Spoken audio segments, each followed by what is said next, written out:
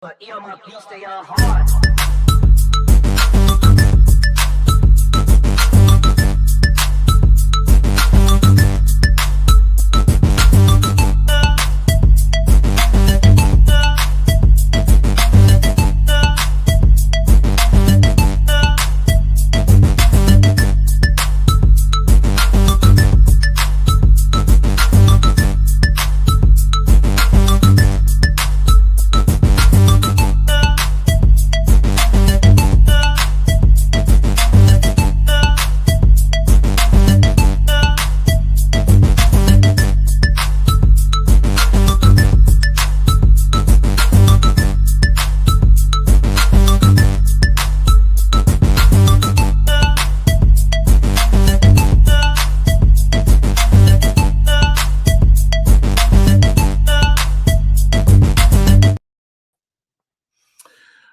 Hello, good evening. Welcome to another live episode of the BCSN SportsWrap. It's been a while since Drew and I have been together, so it's good to see you back on Sunday night, Drew. Although I see you all the time on the BCSN, but you know, I see you all the time on the BCSN also. No, you don't see me at all.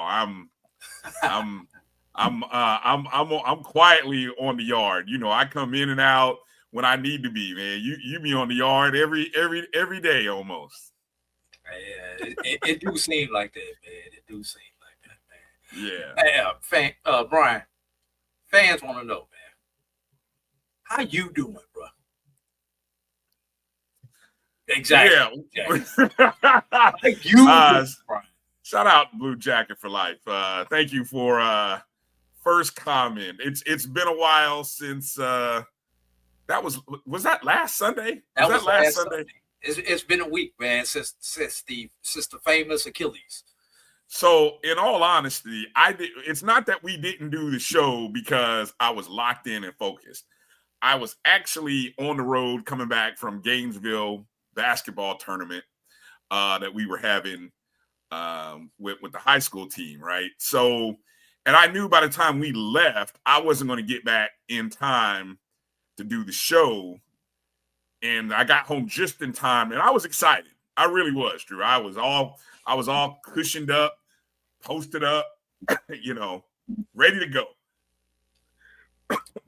Excuse me. And I was excited. And then, bam. I thought we was getting ready to have an instant classic there for a while, Bryan. The way Halliburton started, Drew, I really thought I was like, okay, these guys are ready. And that whole first half, I kept saying to myself, Oklahoma City looks nervous. They look tight. And that third quarter just, I mean, it was miserable to watch. I mean, credit to Oklahoma City. That's what they do. So they've been doing it all year. But I even in the fourth quarter, I just felt like not having Halliburton hurt. And so I posted this and I said this, 45 years I've been a Pacer fan. And we've been to the Eastern Conference Finals 10 times in the past 35 years, right? The basketball gods have snatched opportunities away from really good teams. I mean, we've lost games that we should have won to the Knicks, lost to the Bulls, lost to the freaking Orlando Magic one year in the Eastern Conference Finals. Right. And I'll throw another one in there, Brian. I think the team that you guys had with the Balance of the Palace year. Yes. I was Reggie Miller. Detroit Pistons. The Detroit Pistons. Yes, those teams. That was one of the best teams that you guys had. So we those 8. I mean, if we didn't lose tough heartbreak games in the Eastern Conference semifinals, it was the conference finals. I mean, I've experienced heartbreak, Drew. I mean, that's a long relationship. I don't know. Look, I don't think anybody our age has been in a relationship for 45 years that has brought them this much joy, pain, and headache like what I have gone through. Maybe Knicks fans. Yes. Yeah, okay. Yeah, because, Knicks fans have only been to the finals twice. And in the 25 years, we've been to the finals twice, and they haven't. So, yes, maybe Knicks fans might experience and know what we have gone through as Pacer fans, right? So Knicks fans, I will give you that. And Knicks fans, they eat it. They take it from the Eastern Seaboard teams, right? Because they've had to deal with Boston winning titles up there. Philly. Well, I don't think Philly's won a title. Philly's won a title in 83. Yeah. Last time the Knicks won was 73. Okay, so there you go. Philly. They watched the New Jersey I don't know about Brooklyn, but the New Jersey Nets got to the finals one time. So yeah, I get you. New York Knicks probably have gone through it just as hard as Pacer fans have. So I don't know, man. It was enjoyable. It was painful. But I wanted to sulk and I wanted to get off Twitter, Drew. I really did. I didn't want to be on Twitter. I just wanted to shut social media down. But, I woke up and I kind of, I realized that, life moves forward and, well, they might be delusional, but they've gone through it. They've gone through their headaches. So, man, it just, I don't, and the crazy thing, this is the thing, Drew, these trips are not promised. There's no guarantee that, we saw with Boston this year, right? Boston had a team that many people thought was going to repeat. All it takes is one injury and boom, Boston was gone. So we may not, I don't know, man. I may have to wait another 20 something years to see my Pacers get back. So when you have those opportunities to get there, and when you have those opportunities to win it, you got to go all out, man. So I that's what I love about Tyrese. He went all out. He knew there was maybe a percentage of something happening post, but no one could have predicted an Achilles. But I have a friend who is a massage therapist. She works with professional athletes. She even told me that the danger with playing from a calf strain is what comes after. They may make him feel well enough to play, but what comes after might be dangerous for him in his career. She didn't predict an Achilles. Who would have? You seem to, you kind of have that thought, like you knew it might happen, huh? Yeah, we've seen it. We go back to KD, back with Golden State. We saw if you wore number 0 this year in the playoffs in the East, you tore your Achilles. That's crazy. That was a wild stat that came out, right? 3 guys in the playoffs that wore number 0. Dame Lillard first, Jason Tatum in the next round, and then Halliburton in the finals. All Eastern Conference teams, players that wore 0. Yes. Guards too. Yeah. That's brutal. And we've all got our theories on why we're seeing Achilles tears. And I just want people to take pause and caution. It's no different than the rash of ACLs and everything else that we have seen over the years as those massage therapists and therapy and everything else that you do. A lot of people have focused more on the knees. Now you're going to see a shift towards people focusing more on making sure that the calf and the ankle and the Achilles and the heel are strengthened, because although those all work together. Right. So, it's, we've heard is it the shoes? And yeah, I think there has something to do with it, because, we didn't see people who wore Chuck Taylors. It didn't seem like, high tops and Chuck Taylors, guys weren't having this kind of Achilles injuries. Yeah. And you know what, see, the thing about Chuck Taylors, those were flat shoes. Yeah. They didn't have the heels in them, the heel support in them. It was just a flat shoe, almost like a loafer, except it was much thicker to be able to play ball in. Obviously, thank you, Kobe Bryant, for bringing low top shoes in style, but you messed up some Achilles, including your own, Kobe. Rest in peace, Kobe Bryant. But he was one of the first players who actually started playing in low tops in the league, and lo and behold, he tore his Achilles up. So, and things with all three of these injuries, as soon as you watch it on TV, you know exactly what it was. If you've been any type of athlete or been around athletics, boom, Achilles, boom, Achilles, boom, Achilles. And Brian, we didn't have these injuries back when everybody wore hard bottom shoes.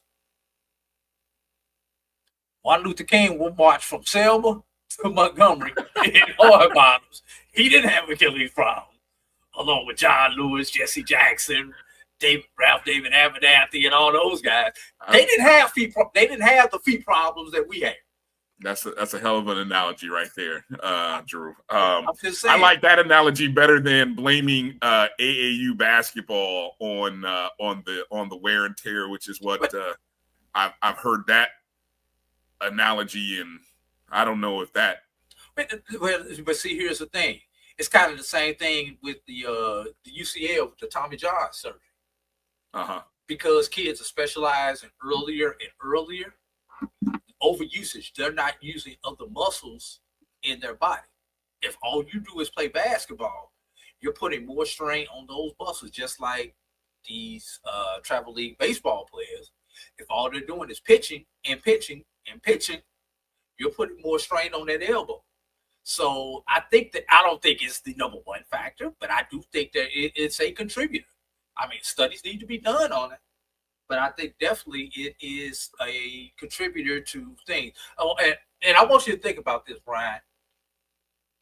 The same explosion that you saw on all of these people were going, what you call a negative step, and looking to explode to get to the basket. All three of these guys that we saw this year. It's a very similar, if not the same thing that you do when you're running track. But for some reason, we don't see people blow their Achilles out in track like we do with basketball. And I think maybe one thing has to do with it. In track, when you're making that move, every time you're making that move in track, it's just straight up and straight down the track. You're running in a straight line 90% of the time in track. Versus basketball, you're going this way, you're going this way, you're going at 45. So just the different, when you're making that type of explosion, the different laterals that you have to do because of the nature of the sport may have something to do with it, with your strength training. But one thing, and I know we spent much longer on this subject than we are planned on, Brian. The one thing that I have noticed in training that's changed over the years is now you see a lot of band training and resistance training with the bands and everything, and you probably see that at your level, even at the high school level. Right. You know what I don't see anymore? I don't see the plyo boxes. When you work on because those plyo boxes, you work on the explosion. And when you jump on those plyo boxes, what's the one thing you have to learn how to do? You have to learn how to properly land and balance yourself. Yeah. So, we used to have those at one of my former schools, and we used to always have my coach, Coach Reddy, former coach at Lyman High School in Longwood, Florida. He used to have a series of plyo boxes, and he would that was pretty good to see guys on that, and we had some guys that would show some lift from the summer and fall workouts to the season. Yeah, but you don't see those. Bring Bryan. You're still in K-12 education. Yes. Bring back real PE to K-12. Oh, man, look, don't get me. Thank you. The one thing that they don't teach these kids in K-12 PE anymore is how to properly stretch and warm up and get loose. All you do is you see these kids, they run into the gym, they run out and just start playing. Right. Shout out to Miak fan, a former Lyman graduate. What up? All right, there you go. I love that. I will agree. As a former PE teacher, I spent a couple years as a PE teacher at a K to 8. And I learned, and one of my mentors, she was a PE teacher for about 15 years when I actually joined her. I learned the value of PE, and it was not recess, which a lot of people think PE was recess, but no, we actually taught kids how to play sports. We actually taught younger kids learn sensory motor skills and how to jump, things that they weren't getting taught at home.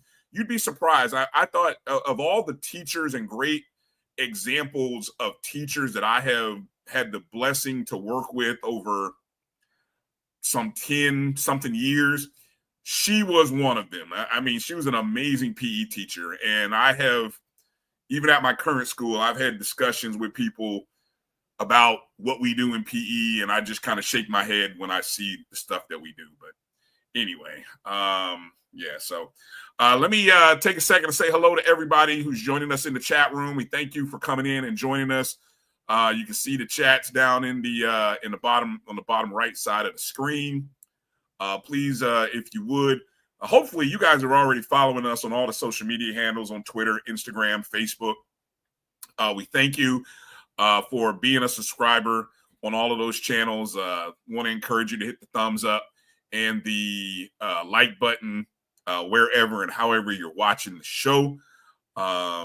Again, the BCSN SportsWrap, we're in season number 8, getting ready for season number 9 coming up in another month or so. So it's been a blessing to do this show. Take a second to, over the past week, again, got to thank, shout out to Rocky Miller, the Rocky Miller podcast. Hopefully you guys caught me on his show Monday night. Since I didn't do the show Sunday with Drew, I was on Rocky's show on Monday night, so I enjoyed that conversation with him. And then, of course, we do our Wednesday ONG Strike Zone. Drew, you've seen him on Dr. Cavill's Inside the HBCU Sports Lab, I think the Tuesday and Thursday show. So the shows that we don't actually get a chance to do together, we get a chance to do here. One of the things I will say is interesting. 2 weeks ago when I brought the topic up to Drew about rivalries, right? I had no idea. Well, it goes to speak to how fortunate we are. And it speaks to the fact that people are actually listening to us, which is great. But we kind of got some things going. I've seen some other shows and other things spawn from our conversation about rivalries. And I know even most recently, our good friend, Charles Bishop, he, of course, Jackson State alum, he and Drew kind of had a very interesting debate that the dean, Dr. Cavill, rendered a final verdict on in terms of whether the Florida A&M Jackson State matchup is a rivalry. And again, we preferenced all of that in 3 different categories because we knew it would create a little bit of controversy. And instead of just trying to jump it into one big category, we broke it down into current within the past 4 to 5 years. Then we broke it down into the past 25 years, and then the more historical, broader 175-year range. And some of those rivalries have lasted. Some of them are newer. Some of them have faded a little bit. I will, Drew, add to on Wednesday's show. I've been charting this over the past 4 years. I will come with some statistical data because I know the dean and I know all you professors love data. So I am going to present data on Wednesday night show to further illustrate why Jackson State FAMU is the conversation, is the drink that gets any room talking. It is the right, and I think that is a true definition of a rivalry. Straw that stirs the drink. Yes, it's the straw that stirs the drink. And so you can walk into any room and bring up those two schools in any context, any sport, and I guarantee you will have a debate that will last until somebody says, "Man, I got to go." So I'm just look at the chat right now. I know. Just look at the chat right now. I know. See, already, it's not a real rival. Well, see, okay, all right. See, you folks want to limit it to football, but it's bigger than football. It's bigger than football. Hey, thank you for posting that blue jacket. Yeah, rest in peace to Big Dave Parker, part of the We Are Family 79 Pirates. I will say this. I would never have known, had it not been for baseball cards, Drew, I would have never known about the 79 Pirates because I used to have baseball cards. My dad collected baseball cards. So I would flip through his baseball cards, and then I learned about, the 79 Pirates because that was right. I was maybe the ripe age of 4, 5, but it was just before my time of paying attention to sports, right? So I would not have known about Dave Parker and the We Are Family Pirates had it not been for baseball cards. But yeah, Big Dave. I remember Dave Parker when he went to the Padres. See that's when I remember Dave Parker. I think that's Dave. Didn't he go to the Padres? Or that was me? Or that was no, that wasn't Parker. That was Cincinnati. Parker went to Cincinnati. Yeah, okay. Winfield is the one who went to San Diego. Right. Well, see, Bryan, for me, and that was right as I was getting into sports. My grandfather, rest in peace, was a big Cardinals fan. And I remember those 79 Pirates, Bill Madlock, Rolden was pitcher, Pop Stargell, all those kind of guys. And of course, Dave Parker, this guy with this cannon in right field. Mm-hmm. And the reason Dave Parker stuck out to me was because growing up as a St. Louis Cardinals fan, he was co-MVP of the 1979 season with Keith Hernandez, who was the first baseman for the St. Louis Cardinals. So that's my correlation back to knowing the name Dave Parker, because he was co-MVP with the player on the team that I was rooting for. In fact, I think that's the last time we've ever had co-MVPs in baseball. Yeah. Let's get into a few headline notes, Drew, before we get into sort of one of the topics that we're going to talk about. At the bottom of the hour, Drew and I are going to get into talking about classics and HBCU classics, neutral site games, things of that nature. Again, I'm not going to comment. See, but again, proves my point. All I have to do is mention it, and all of a sudden, folks get riled up and start talking. Oh, shit! No. Every other comment in the chat. Yes, from non-Jackson State and non-FAMU people alike. So y'all proving my point here, and it's what people want to talk. Put it like this: if ESPN or First Take or some other show, what are the topics that they bring up that always gets people talking? LeBron James, the Cowboys, the Lakers, you know what I'm saying? Things like that. The hot button topics that get people talking and get people excited, we could, if we really wanted to, Drew, we could spend the summer finding show topics surrounding FAMU and Jackson State, and our numbers would spike because that's what stirs the drink.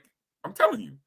And so to me, That is what makes it a rivalry, because all parties do get involved. Now, okay, so and who was it? Israel wanted data on Wednesday. Israel, you know you have an open invitation to come tune in. Wednesday, I will have the data for you.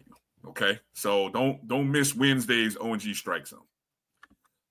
All right, the NBA draft, Drew, was this past week. Obviously, or Thursday, I think it was, right? Maybe three or 4 days after. It was Wednesday and Thursday.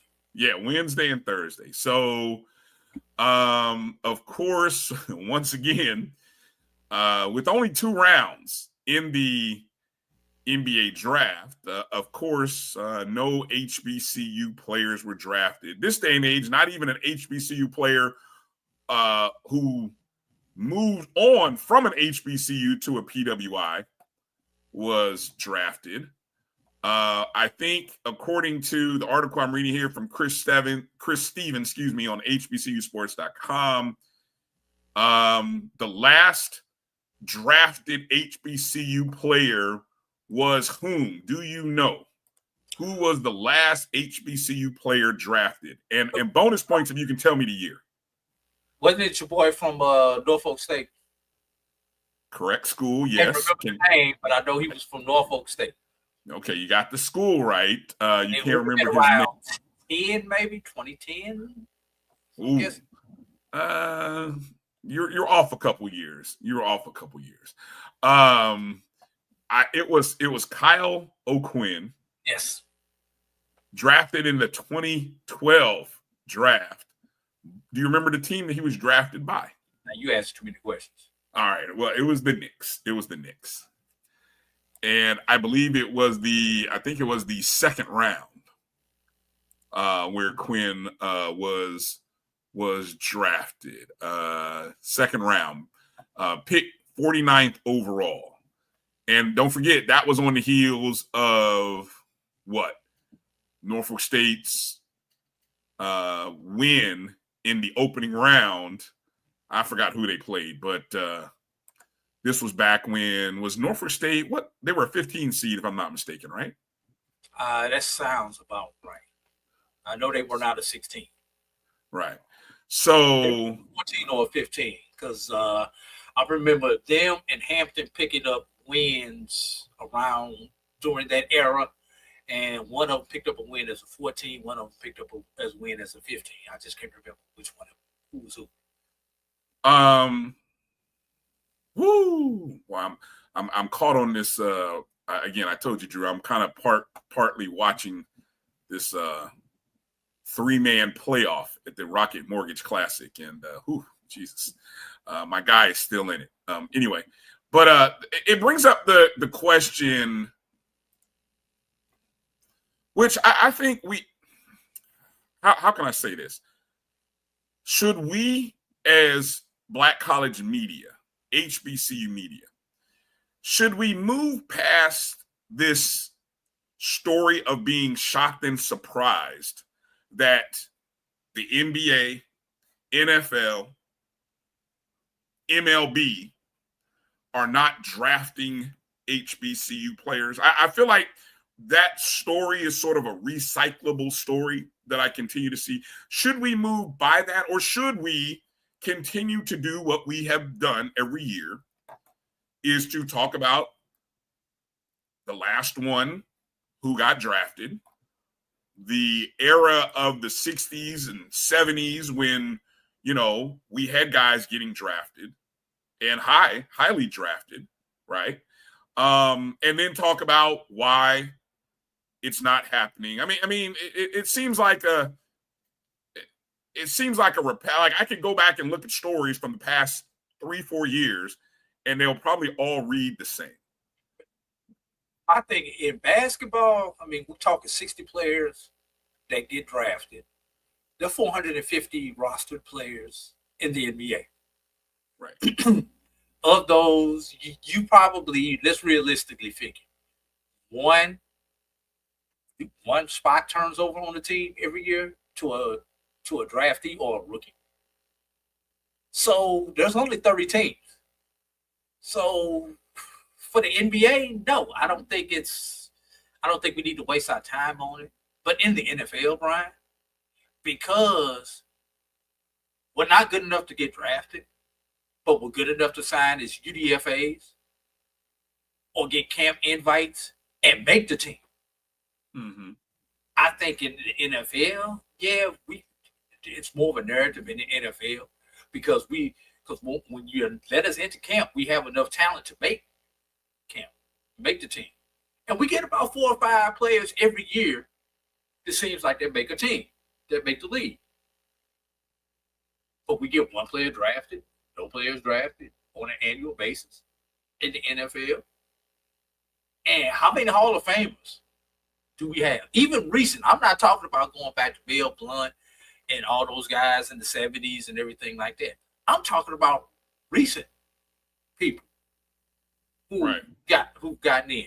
Your team, the Indianapolis Colts, has done a good job of investing in scouting HBCUs for talent. Right. Because you guys, I really want to say for about the last 15 to 20 years, you guys have had at least 1 HBCU player on your roster. Yes. Yeah, we have. Yep. Yeah. You know, your Robert Bassies and players like that. So, yeah. Now, some of these players, they get in for a cup of coffee. All good. You know, the thing is, can they get 4 years of service in? Because that makes them eligible for the pension. And that's what they're trying to do. Yeah. So, it's I think the NFL, we should continue to push the narrative. I mean, basketball, like I say, it's 60 players chosen out of everybody. You don't see how many non-power schools players do you even see drafted in the NBA? And how about MLB? We're no different than a Southern Miss or any of those other schools. Lord Jesus, we're not even going to drop down to the Division II or NAIA level. Talking about players not being drafted to the NBA. So NFL, yes. NBA, no, Brian. You didn't even mention baseball, which has the largest draft of the 3 major sports, right? If I'm not mistaken. Yeah, 20 rounds. They've reduced it to 20 rounds. Right, and we're not even getting drafted in. Well, at any type of. I mean, you get 1 or 2 guys maybe, but we're not even getting drafted at that clip. Hold on, pull that back up because I wanted to make mention of that after you finish your point. I was going to say, and there's more opportunities to play baseball because you've got rookie league, single A, double A, and triple A, all before you get to the major leagues. So there's more opportunities to get on the roster at one of those levels. Oh my God. My golfer just shanked a drive right into the bunker. Jesus, this guy's melting down. I do agree with Edwin here. We should be talking about right point. What's that? I'm gonna make sure I pull the right comment back up. No, you got it right. Yeah, we should be talking about who should be drafted and who should be considered. But you know, that is hard too, Edwin, because when you do that, what you have to be able to go and look at then is you have to be able to go find guys who performed well during the non-conference.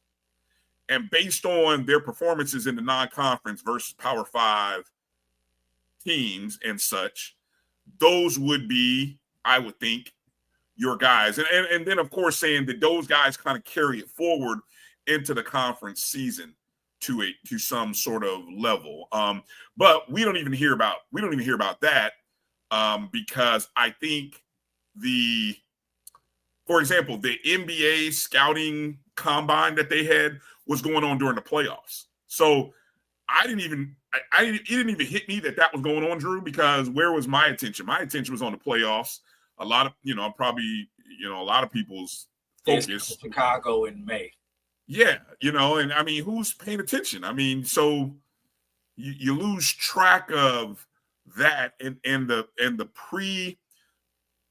football does the best job of hyping up the pre-draft process, unlike any of the other sports. They do the best job of it. So, there's no HBCU like for example, the guys who finished up at the HBCU All-Star game, who from that group was somebody that should have been considered or thought of as a draft prospect? Was there anybody?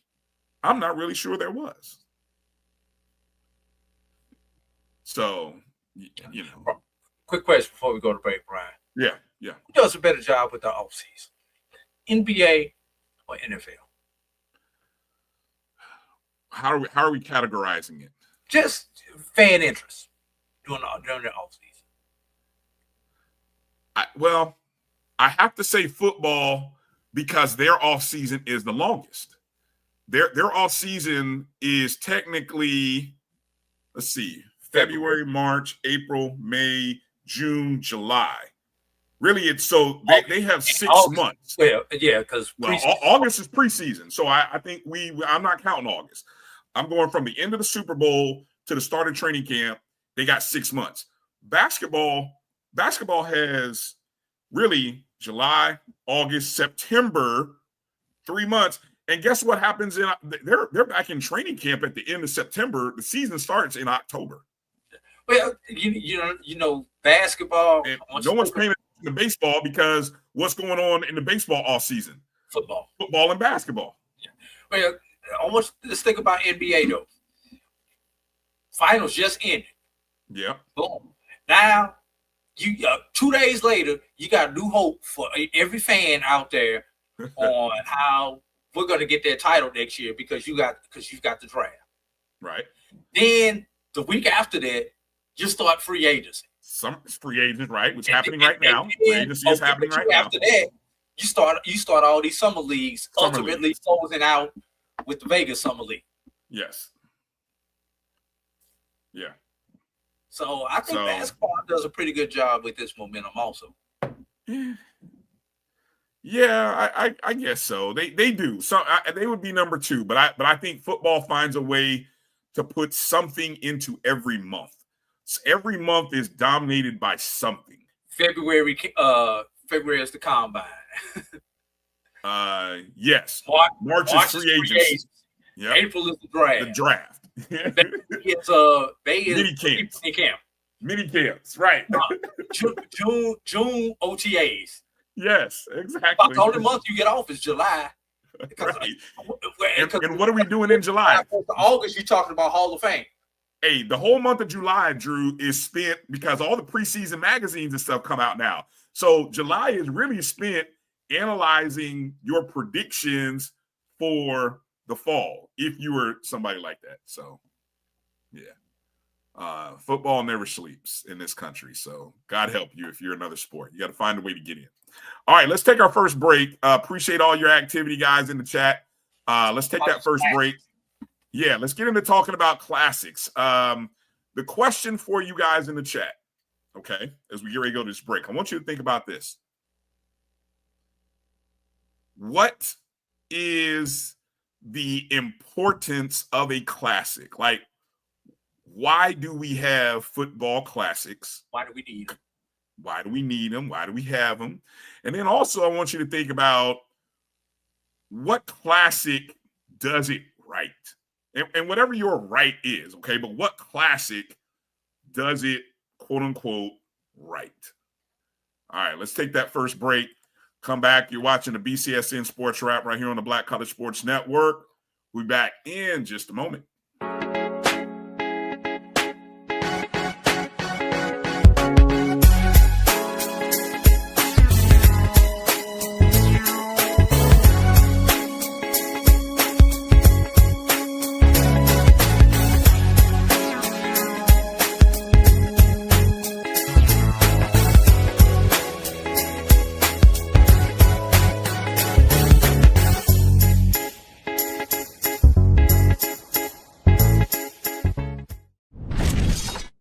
There's a shot. To right. It could be. Right field. Grand slam.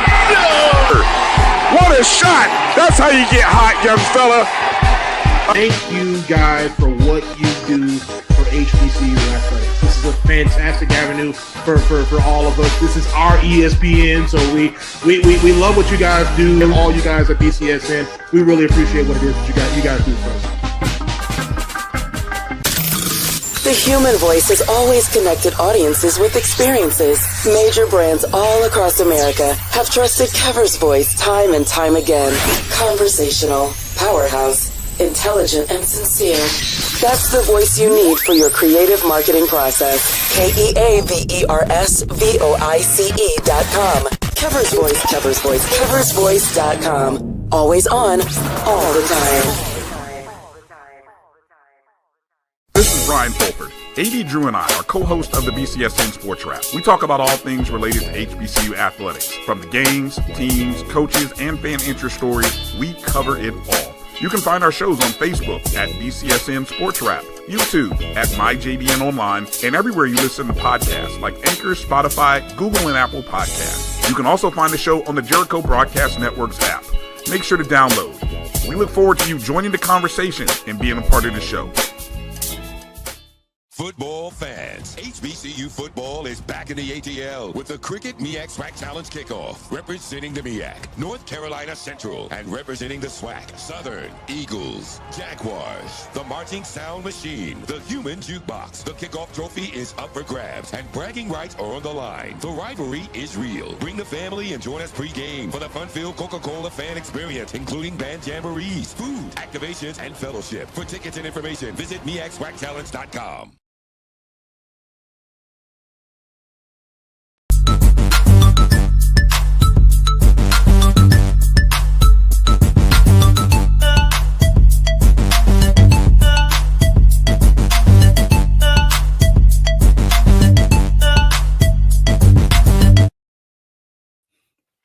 All right, welcome back to the BCSN Sports Wrap. Bryan and Drew here, checking in with you.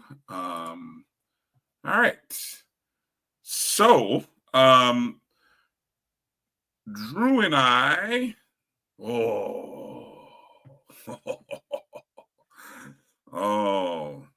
is there any bet? Look, I'm sorry, Drew. There is nothing more exciting in the summer than watching playoff golf. I'm sorry. You may think otherwise, especially when you have a vested interest in playoff golf. That's all I'm going to say. So my opponent, my guy, Drew, has an opportunity, a long birdie to win, thanks to another guy shanking a 10 or 12-foot birdie attempt. Now my guy has an opportunity to come up and win. All right. We were talking about classics coming outside of the break.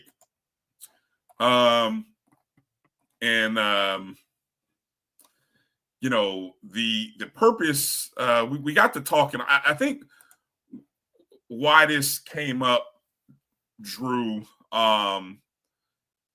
we've kind of seen some things in the news lately regarding I guess we can call it neutral site games, right? So, case in point, Mississippi Valley State agreeing to move their home game to Atlanta, Georgia, which is a neutral site for their game against Florida A&M, despite, whatever, FAMU's claim of calling it FAMU North or whatever. Moving it, it takes a home game away from Valley, but it also has its advantages, right? And I think we talked about the impact of that game and what that game means. And I think that kind of spurred us on into kind of wanting to talk about classics and what the purpose of classics. Now, just to set this straight, I don't know that this is a classic. There's a lot of conjecture about this game. What we can say is that Mississippi Valley State released a statement via their website that this game is officially taking place in Atlanta. Now,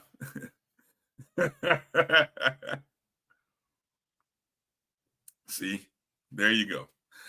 A Jackson State person. Yeah, exactly. Yeah, I see what I mean. There you go. So I've heard people question about whether this game is really going to happen in Atlanta, and Drew, you can speak to this part. When the university states that the game is going to be in Atlanta at a certain place, that's usually an indicator that some contracts with the site and or promoters have been signed. Just because tickets haven't gone on sale yet doesn't mean that it's going to happen. So I know that, I know that's a big talking point for some people. Oh, I can't buy tickets. If I go to the site, I can't. Well, look, I mean, that's not uncommon. Give it some time. Just because, sometimes our schools aren't as organized as we would wish them to be. I mean, hell, can you buy Sugar Bowl tickets yet? No, not yet. Not yet. No, not yet. Okay, good point. Great point. So, point being said, Drew, I want you to speak to this for a second before we get into talking classics. When a school publishes the statement that Mississippi Valley State published, saying that it's official, what is the takeaway from the university and athletic communications? What can we deduce from that post on their website? All I's have been dotted. All T's have been crossed from a university perspective. They would not put out a statement like that unless they have done everything that they need to do and are in assurance that the promoter or whoever's sponsoring the game has done what they need to do, i.e. the contract is signed. Now, there can still be out clauses in that contract where if certain things aren't met by certain dates that allow either side to pull out, those things can still happen. But as far as at that date, point, and time, everything is handled from a legal point of view. Because no school is going to put themselves out there like that, open themselves up to liability and risk unless they have done what they need to do. All right. So, and Bryan, to tell you this, I told him to take pause when the announcement came out about the game because we only heard it from one side. We heard it from the FAMU side. We never heard it from the Valley side. And the reason I said let's take pause on this was because it's Valley's home game. So no matter what FAMU wants to do with the game, it's ultimately up to Valley. So I said until we get that statement from Valley, let it be. Also, now, again, hold on. Let me say my statement about that was because Florida A&M's athletic director, from her mouth, stated that it was happening because she had been on the call about it. But Bryan, let's keep in mind, we know a lot of things long before they come out when you're in athletic administration.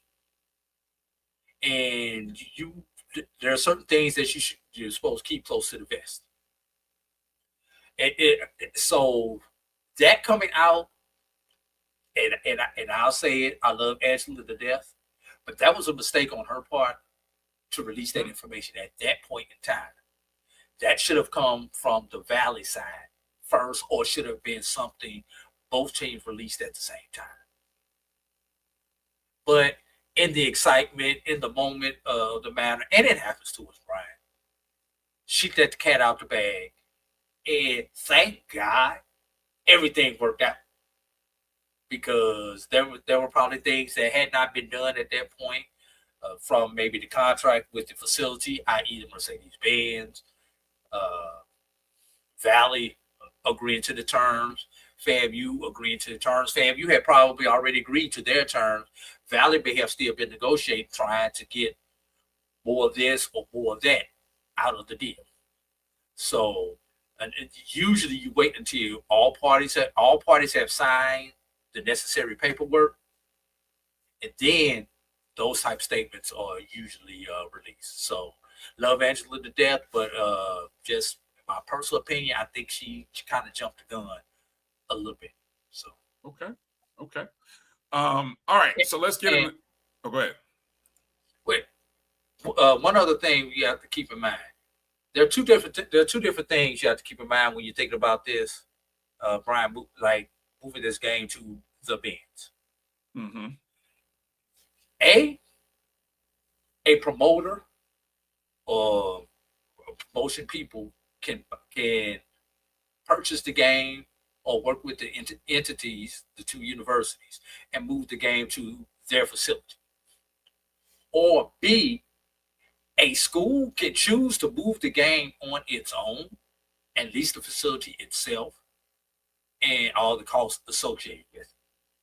So when you see some of these neutral site games, especially when they don't have the classic label on it, sometimes it's a school choosing themselves to move the game to a neutral site versus a full blown out promoter. All right. So the question on the table, we talked about classics. Why? Hold on.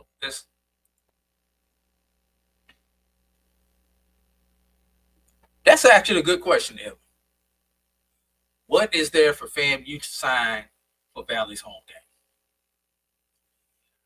Usually, especially with a conference matchup, the conference matchup between the two, because the language with the conference states home and home. If that game is moved to any site other than your designated facility, there has to be a contract signed or an addendum or a memo sent to the conference office. There has to be some type of language sent to the other place in order to move game dates, game sites, even game time sometimes, Bryan. There has to be paperwork to follow it up. That's a very good question. But since this game is being bought by a promoter, yes, Valley has to give up the game. The SWAC has to be informed about it. But with this being a third-party game, then the money that's paid out to both institutions to cover the cost, the travel costs. For instance, FAMU probably was not taking their band, the Marching 100, to Itabena. No, they definitely weren't. With this game being in Atlanta now, I guarantee you the 100 is going to Atlanta. Why does FAMU need to sign? That's a cost. Is FAMU absorbing that cost? I don't think so. Somebody paying for them 5 buses for the 100 to go up there. So those are certain things that have to be done. They're going to a neutral site. I guarantee you, FAMU is getting a ticket allotment outside of their regular tickets that they would get. Because if they played in Itabena, the only tickets you're going to get is whatever they give to the visiting players, and then the usual comps that you give to your administration. I guarantee you, FAM's going to get an allotment of tickets. FAM may be on the hook to sell a certain amount of tickets for this game. So there are a lot of different things that need to be agreed upon, even as the visiting institution in this case, Bryan. Very good question, though, Edwin. And we're still waiting on more details to come. So I know, we don't know all the details just yet. So I will say that. I know I see you guys speculating with thoughts and comments, which is, okay. But we still don't know. More details will come out. I don't know, your statement about the band, Drew. I haven't heard that it's official that the 100 are coming. You would think, right, that they might. But the 100 already had a schedule planned. So now that this game changed, will somebody will have to pay if they want the 100 to come. Right. And we're gonna put a pin in this. We're gonna get back to this comment after we get into these classes, because this is another. Everyone back there taking some notes. Everyone that student in class, Brian, who keep throwing his hand up as soon as you ask a question, because he got another question as soon as you answer. Like, I'm trying to get to the lesson. Just hold your question. I'm trying to get to the lesson, but you're hold the question to the end. No, good question. I'm gonna put a pin in this one because I'm going to get back to this one. Yeah, and why it's important from FAMU for this promoter. All right, so let me ask the question here. Why do HBCU football teams play in classics? Why, Drew? Why do you think they play in classics? You asked me that question, so I'm going to turn it about on you to start this segment. Why do HBCUs play in classics? And I am a great learner, so I'm going to learn you something here today, Brian. And I've taken this from the good dean himself, the provost of HBCU Sports, Dr. Kenyatta Kabir. I think we need to start off with a little history, Brian. So, the first quote-unquote classic was played in, do you know what year, Brian? I feel like I just did this. I did this a couple of weeks ago. Well, it was in the 20s. Was it in the 20s? No, first classic. HBCU football classic. Ooh, so it was not in the 20s. So that means it was before the 20s. It's 19-something. 1918. Close. 1915, Brian. Okay. All right. Appreciate that. And no one will ever get this part of it right, Brian. Well, Chuck Hart might get this right. It was played between Wiley College and Homer College in a Louisiana State Fair sponsored game. That was the first game that we could trace back to being called a classic, even though it was not named a classic at that time. Some of the other names of this particular classic has been the Red River State Fair Classic, and that's held in Shreveport, Louisiana. The earliest known term classic to informally describe a black college football game occurred in 1919. So you all around it, Brian, and that was on Thanksgiving between Howard and Lincoln of PA. Okay. The first documented game to use classic as part of its formal name was in 1921, the Colored Football Classic in Philadelphia between Howard and that same Lincoln, PA. Okay. So nice. Just kind of give you a little bit of history. How about 1924, Brian? Turkey Day Classic. Right. That was the first Turkey Day Classic. Okay. I remember that from the research a couple weeks ago. Right. One of the significance of that was the first colored football game ever played in Montgomery, Alabama. Okay. And let me rephrase that. First colored football game played in Montgomery, Alabama in Crampton Bowl, which was the white facility. Mm-hmm. That same Crampton Bowl that's still there today, obviously expanded and remodeled multiple times. How about, let's see. Let me see where I want to go with this. How about the granddaddy of them all, Brian? That is the Morehouse Tuskegee Football Classic. The longest continuous running classic between two schools. Yes. Without changing the teams involved in the classic. Correct. Yes. And obviously that was I take the COVID year away. Right. But that was 1936, Brian. Mm-hmm. And this is when we get into some of the reasons for these classics. That classic was created as an entertainment event for the African American civilian community and U.S. Army soldiers at the then Fort Benning. Is it still name changed to Fort Boy? It might be Fort Benning again with our current administration, but the Army base in Columbus, Georgia. So that's why that classic was played. Obviously, today it's for scholarships and all those type things, right? So there are a lot of different reasons why these classics were created. Let me go back to the overall question again. Classics, why they were created. They were created for, if you could sum it up in a sentence, they were created for what purpose? Depending on the area, I'll give you a couple of purposes. Okay. Obviously, for entertainment purposes. Okay. That being one of them. They were created as a recruiting tool back in those days when you didn't have ways to readily recruit African American students to get to your colleges.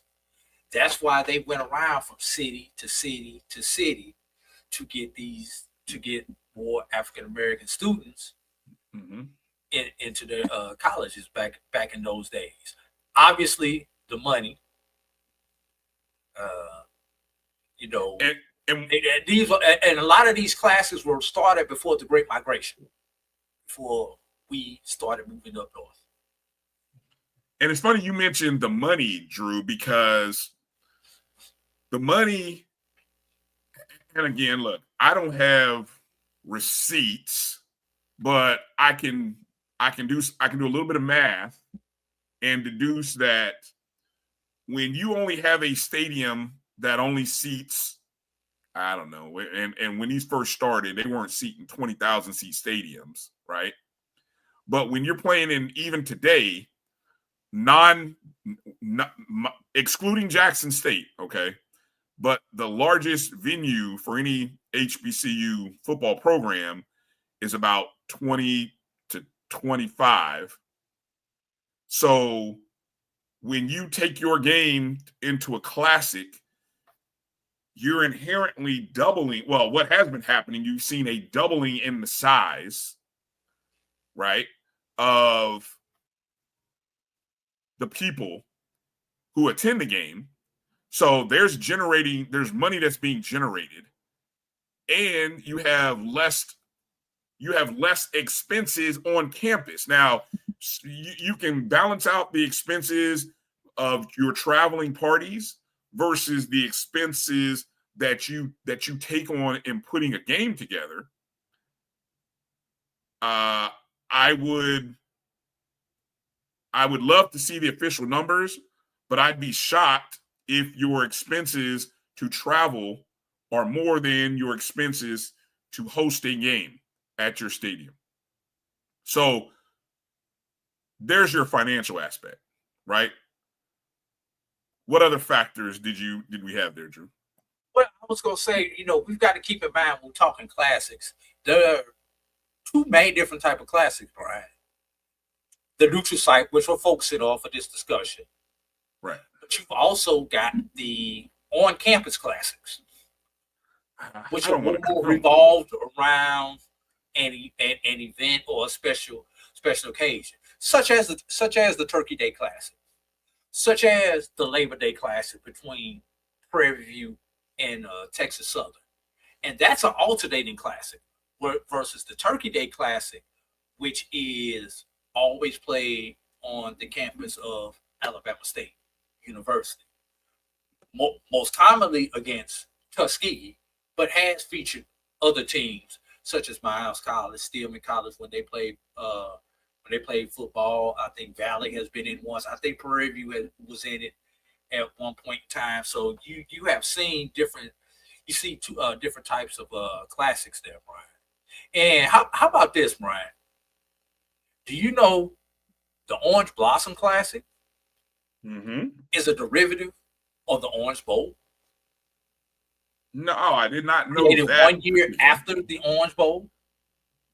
Okay. Came aboard. No, I did not know that. Yeah. How about the Sugar Cup Classic, which was initially hosted by Grambling, is a derivative of the Sugar Bowl. Mm-hmm. As we talk about, some of those retired classics. So, there are many different things that we can look at when we're talking about classics. So I just thought I'd take a moment and do a little dive into some of the history of classics. So let's spin it forward today. Oh, wait a minute.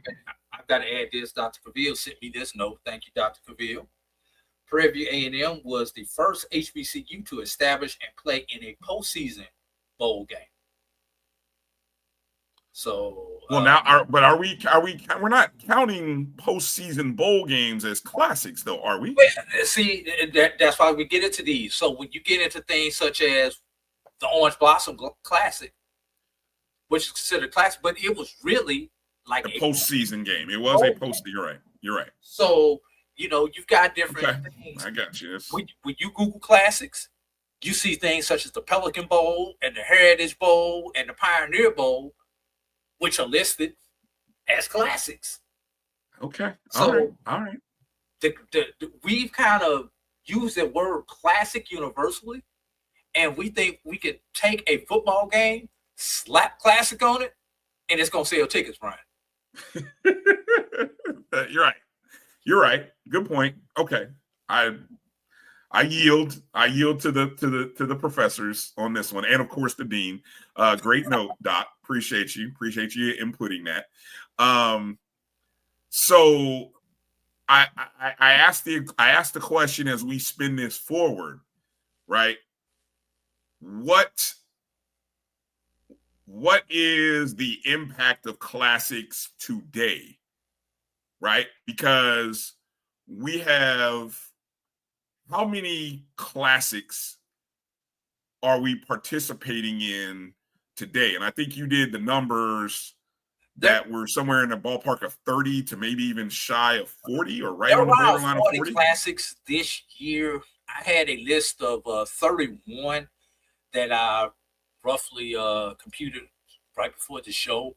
And as I was going through that list, I knew of about at least 4 to 5 classics that I was aware of that were not on there. And most of these classics were at the Division II level. There are roughly around 28, 30 classics that feature our FCS prep. But there are definitely dozens of other classics. Like I didn't see the Fountain City Classic on this list. So there are plenty of classics at the Division II level. I don't think we have any classes at the NAIA level this year. But, one of those classes that used to be at the NAIA level was the, what's it called? The Big Cat, when Edward Waters and Florida Memorial, when both of those were NAIA schools. So I don't know if that classic, I don't know if those two are playing each other this year. But, so there are a lot of classics that weren't on that list that I had of 31. So I know we're probably between 40 and 45 classics. Yeah. Now, it is interesting, and I saw someone bring this point up about how you have seen over the last, I would maybe say 5-10 years, you would seen PWIs creating this model of a neutral site location. Now, they're not calling them classics, okay? Or are they? I don't think they are, but the neutral site games, which we see that kind of open up college football season, being sort of created from television. The television industry has had a major hand in finding a neutral site facility. I'm here in Orlando where there's one that's used, and recently, almost every year, they work with the local, the bowl company, Florida Citrus Sports, who manages 2 postseason bowls, to create a opening kickoff I don't think they call it classic, but they call it an open kicking game between two neutral site teams or two teams to play in that neutral site facility. So the increased exposure that classics have brought to HBCUs, The classic model. The classic model is what they have seen and replicated. Because Drew, you and I are products of how important classics were as a recruiting tool. Circle City for you, Atlanta Classic for me. Yeah. And I again, growing up in the Midwest where there are a lot of the migration of Black educated folks who went to HBCUs. Of course, they migrated where? To the Midwest. Okay. And that grew the alumni bases and the HBCUs, the connectivity. And so when you had all of a sudden these classics, like the Circle City Classic in 1984, which I think was the first Midwest Classic between two, at that time, it was two SWAC schools, Mississippi Valley State and Grambling. And if I'm wrong on that, somebody correct me, but I think it was the first in 84. But that all of a sudden, it brought the culture of HBCUs to the Midwest like no one had ever seen. Because not only did we got all the pageantry of SWAC football, SWAC bands, the legendary Eddie Robinson, the legends of Mississippi Valley State at that time, right? We got all that in a NFL stadium, which was tremendous. And it drew, I don't know, I could look up, I know it drew over 50,000 the first game. It may have even sold out. Right. So that was the recruiting tool that would spur on other classics, St. Louis, Detroit, Cincinnati, Chicago, all of these Midwestern cities where the migration of Black folks from the South into the Midwest, and many were products of HBCUs, still had, whether they were graduates or attended or had family that attended, they knew about the HBCU culture in the Midwest, but all we were watching and had any affiliation with was Big 10 or Big 12 football, maybe, a little bit of SEC. A little bit of SEC, but and that was a major recruiting tool for HBCUs at that time. Now, Brian, I want to disagree with one thing. You're saying that the alumni graduated from these HBCUs and moved up north. I just want to challenge it just a little bit. HBCUs were still the only place that we could get a true education, especially when you go back to the 40s, 50s, 60s, our parents and our grandparents' generations. So a lot of those people left Chicago, left Detroit, left St. Louis, left Indianapolis, went down south, got their education, and then moved back home. Okay. To their respective city, and then by osmosis, that's not the word I'm looking for, but just by circumstance, those gangs started migrating up towards those cities, towards your Chicago's, towards your Detroit's, even New York. When you go to the famous Grambling and Morgan State game in Yankee Stadium. Yes. So those are just things that just happened because we had people there who had went to the South to get their education and came back north and were starving for that culture once again, Brian. Mm-hmm. And this goes back generations. Yes. Yeah. The national platforms that classics have today are tremendous. You've got the MEAC SWAC Challenge. You've got the Bayou Classic. Of course, we all remember, those of us who grew up in the 80s and 90s, BET publicizing not only just the Circle City Classic, the State Fair Classic, other classics from neutral site locations, right? We remember those, and we remember those features that they would put together. Today, outside of the, as mentioned, we got the Bayou Classic, which is one of those classics which has really been a staple on a major network. Everybody grew up on the Bayou Classic. If you're an HBCU football fan, I'm just being real. That was the classic, because that was the only one we used to see long before there was a BET. Yes, we saw the Bayou Classic because it was on linear TV. It's what we, it wasn't just on cable. It was truly a game that was brought. I don't know if it was the first, but I think it was the first to appear on one of the major 3 or 4 networks on a Saturday. On Saturday, and it was given all of the accoutrement that a normal football game would get. Right? It would get the number of cameras, the pregame stories, the announcers, the side. It would get all of it, and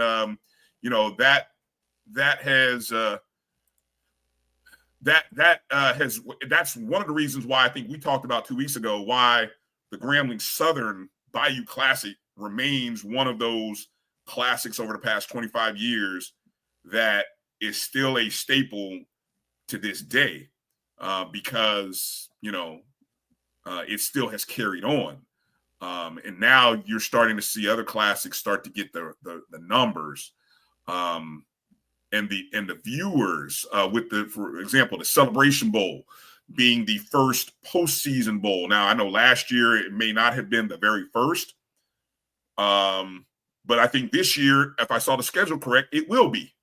It will be the very first postseason bowl game to appear on any network. So, major strides in terms of those classics. Dr. Gaville sent me a text, and just kind of sum it up.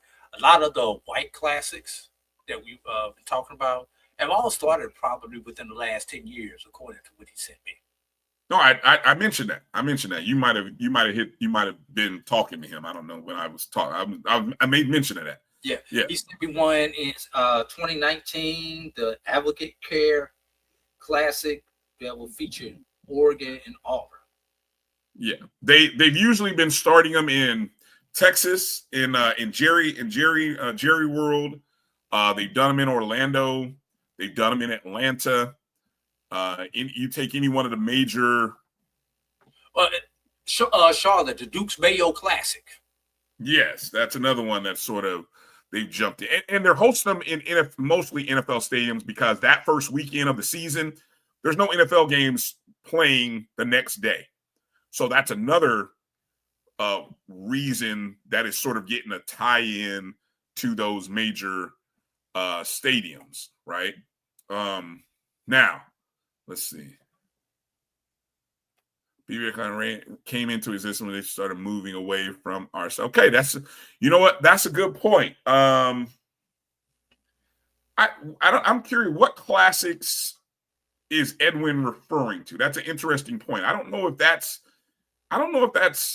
can't recall a classic that moved away from the traditional time. What are you thinking of? Can you think of anything? Well, I can't. Or am I misinterpreting that comment? Well, I know recently the Aggie Eagle has bounced around because of the conferences now. When they were in the same conference, you could control when that game was played, like such as the Magic City Classic. Every year, the last Saturday in October, Alabama State, Alabama A&M, Birmingham, Alabama. You can control it when you're conference opponents versus when you're non-conference opponents. Yeah, I see. There's a good point. Ram Nation brings up that the Circuit City Classic fell off after its founder passed. Yes, that was a classic that has happened to.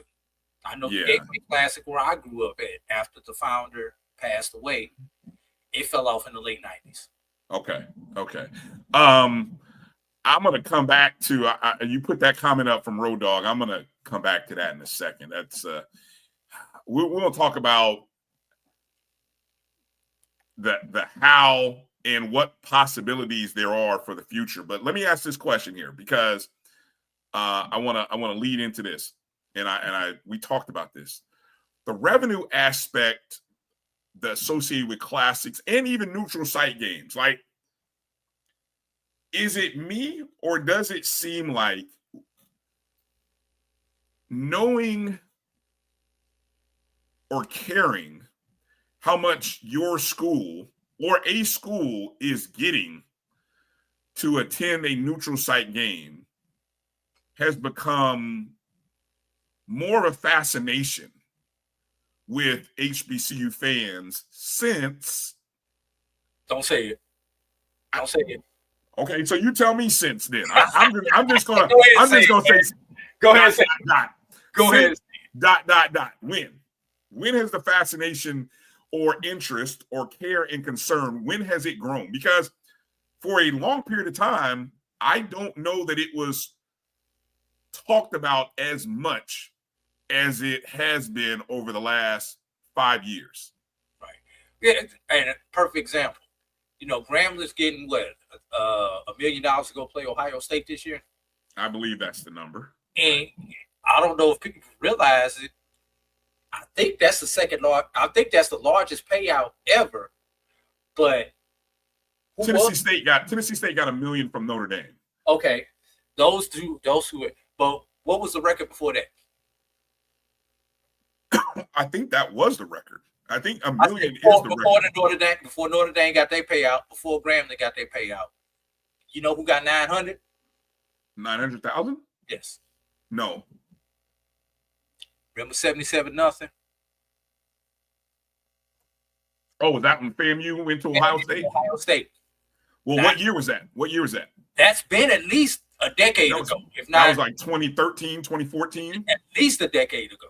So that do the inflation. MEAC fan says 850 was the Ohio State FAMU game. Okay. So do inflate. If you think of inflation from 10 years ago, then it would seem like $1 million for that Grambling Ohio State game would work. Yes. So, but I mean, honestly, Brian, I don't think we cared, but we didn't make noise about it until the debacle between the Southern Heritage Classic and Jackson State. Was it a debacle or just business? No, it was a debacle because it got ugly. That's why I used the word debacle. Okay. Because it got ugly. But until that contract came in question between Jackson State and the Southern Heritage Classic, it was not no one really, in my opinion, paid that much attention. Oh yeah, they getting paid to go to this game. We all knew we was getting paid to go play these games, but we didn't start quantifying it and equating it until Coach Bryan, Ashley Robinson, and the rest of the Jackson State administration started raising hell about not getting paid. I don't know about that, Drew. The same people who were at and look, if I'm wrong, I'm wrong. But I think the same people who were at Jackson State when Coach Prime brought it up had just signed a renewal contract. I think, if I'm wrong, I'm wrong. I know I got some well-connected and knowledgeable folks in the chat that can correct me if I'm wrong. But that one was all Prime. Okay. But let's think back a few years before that though, Brian.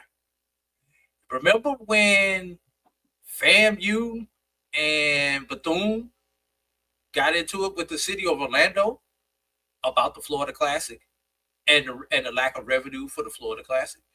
Yes, I remember that. I believe that's where the what's the committee down there that runs it now? How it was formed? It was the consortium of the Florida Classic, which was a combination of Florida A&M and Bethune-Cookman administration, right? That created that. But it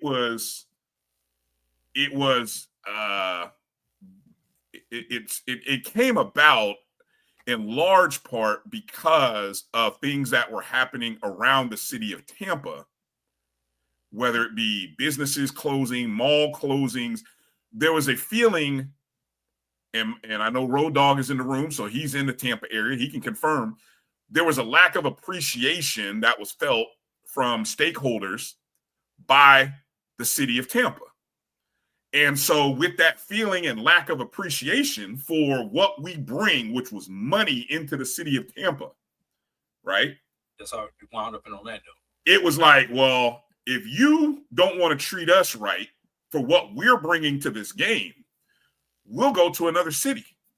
And that other city jumped in there was Orlando, which again, with Walt Disney jumped in and said, oh, we'll come on in to it. We got a nice big facility, and we got that. Yeah, because the first Florida Classic I went to was in the Big Sombrero. Right, that's the one. That was the first one I went to. So yes, and yes, thank you, Cedric Walker, for pointing that out. Before they wound up moving it to the Incidents Bowl. But see, here's my overall question was, Drew. It took that and his people, him, Coach Prime, coming in, recognizing, and his people realizing that and asking the questions. But why weren't those questions being asked prior to? I mean, were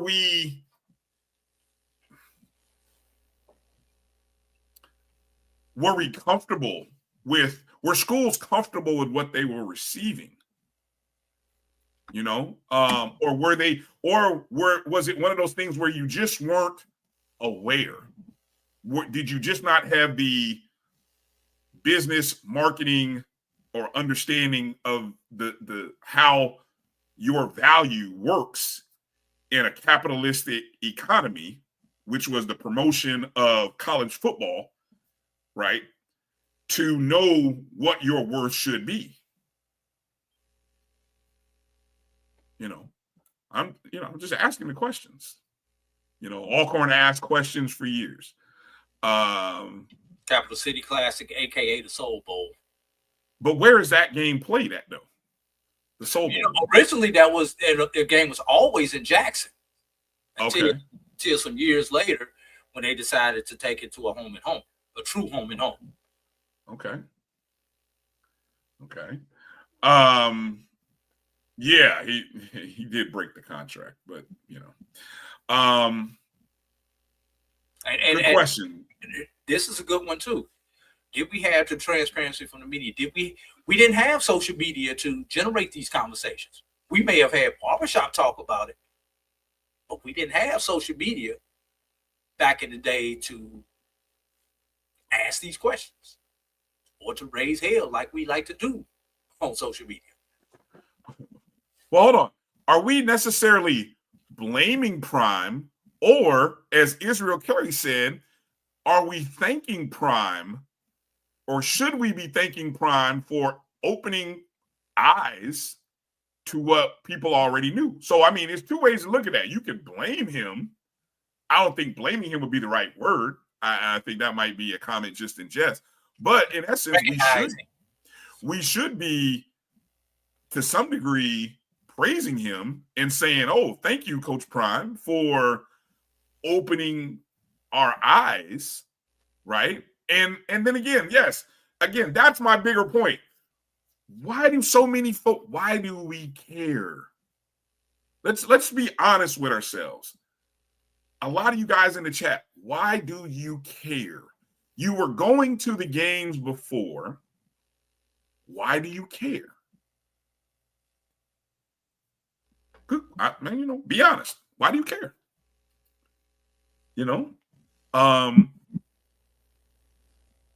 Because I maintain, Drew, outside of the city that is your home school, there's more of an opportunity for you to see your team at the Classic or the neutral site, with the exception of Jackson State, than there is in that city, and the added advantage of probably better hotel rates than you get when you go. I know that is probably the case for folks who go to Tallahassee. You know, you probably get, I can't speak to other areas, but you probably get better room rates when you go to a game that's in Orlando, South Florida, Jacksonville, Atlanta, than you do when you go to a game in Tallahassee. So it ends up being a better financial deal for your family to go. So that's the big balancing act, right? Isn't that the big balancing act?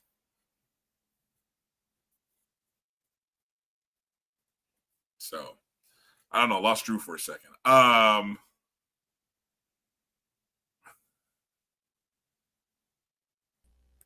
Let's see. Prime hated money games and playing in classes without decent payouts. Well, here's the thing. I mean, Prime understood what he had. Again, Jackson State is a unique situation. He had a 50,000 seat stadium. He understood that there's value in that. He's the only school and program that could truly say, I have a we have a money generating revenue that can be of equal or par with Power 5 programs because we have a 50,000 seat stadium. That's not to take away the great crowds that you see in Tallahassee, in Baton Rouge. Who else has another large stadium? Norfolk seats 30. If I'm right. Yeah, they don't get 30,000 though. They barely to get.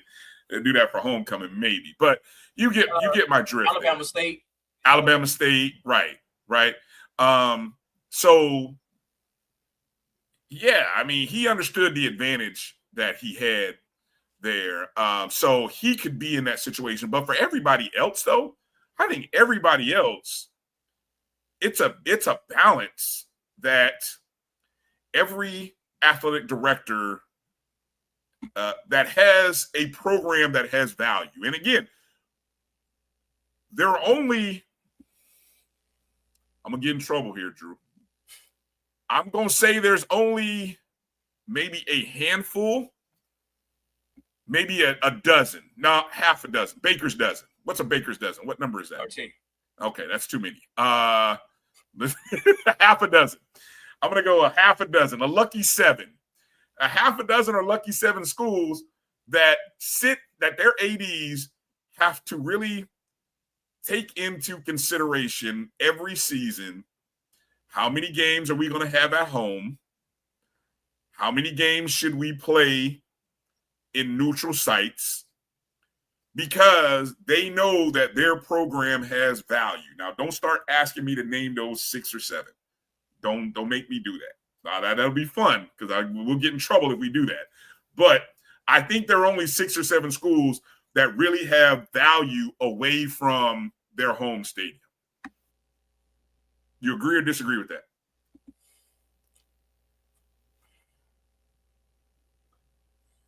Come on. Yeah, hold on. Edwin, you think there are more than half a dozen, Edwin? Come on now. Stop lying. I'm thinking, all right, I could say 1, 2. A baker's that's a baker's half a dozen, Edwin. A baker's half a dozen. Ooh. All right, let's do it, folks. Come on now. Let's do the 6. Let's do it. Let's get in trouble. I'm not in trouble. All right, here we go. Well, Brian, let me ask you this. Are you talking about just FCS or are you talking about all 50 schools that play football? 50 plus schools that play football. Let me think. Is there a Division 2? Add Division 2 into that? Yes.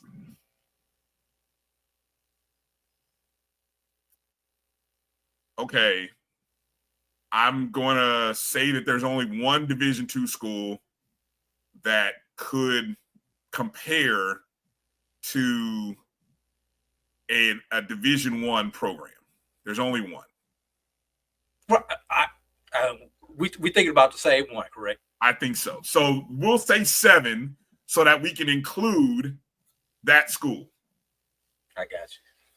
I'm sorry, Ram Nation. It's not Winston-Salem State. I'm sorry. I'm just saying it's not. Okay. Okay. So we said 6. Things up. We said 6. 6 plus 1. So that's 7. So the plus 1 is a D2 program. So far. I agree with him. Exactly. FAMU, Southern, Jackson State, there's 3. Tuskegee would be the Division 2. Now we got to be realistic in who are your other 3 programs.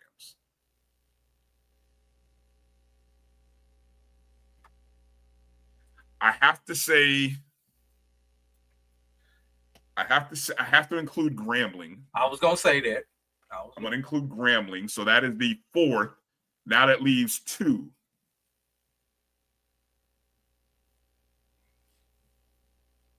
You see, when you get outside their home states, that's what I'm talking about now. Get outside your home state now, because we're talking about massive. And you cannot throw Norfolk in there this year. No, heck no. No, I'm not. No, heck no, I wouldn't. No, heck no.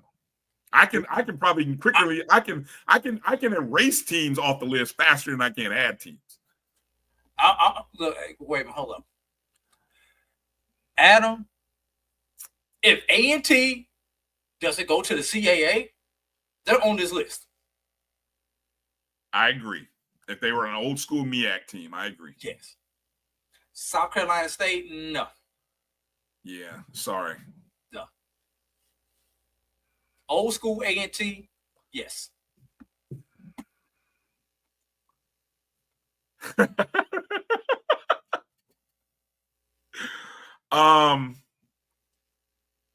Now, Brian, I'll put one on your list. Okay, because we're looking for 2. We're down to 2. Tennessee State draws better on the road than they do at home. That's where I was going to go. So Tennessee State would have the trump card over A&T. I'm sorry, Aggie Nation or Aggie Pride. I'm sorry. I think Tennessee State would draw better than North Carolina A&T in a neutral site. So there is. Look,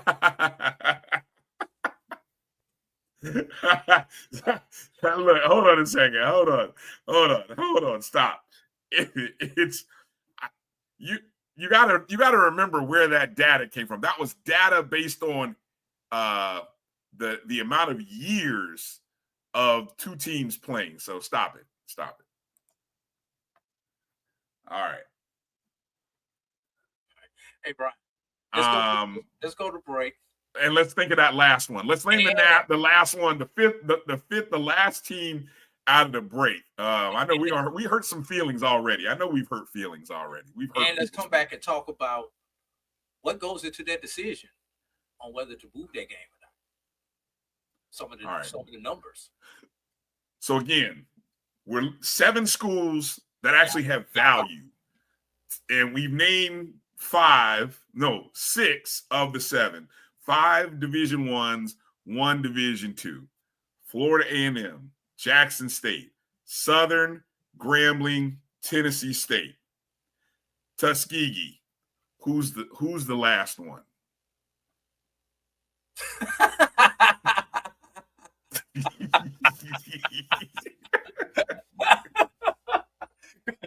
But man, just hit the button, man. All right, let's take that break because y'all are funny.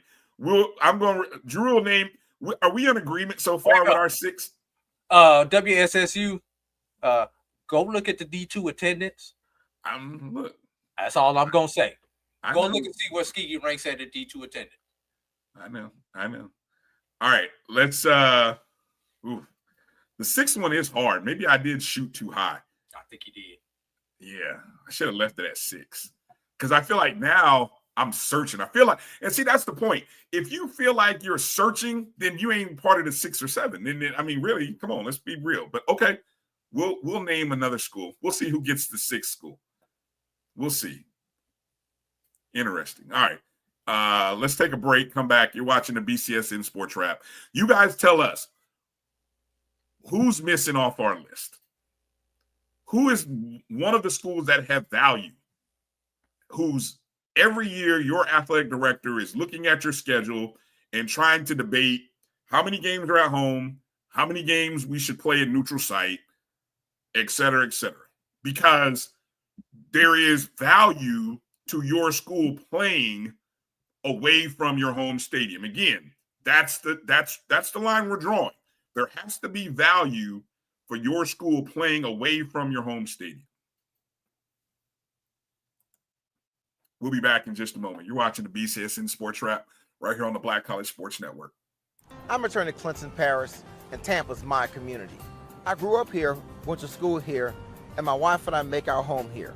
What makes Tampa special are its people. So when I represent someone injured in my community, it's personal. Call my office and speak to a real lawyer and not some referral service. I will fight the insurance companies to get the settlement that you deserve. At the law office of Clinton Paris, we take the pain out of being heard.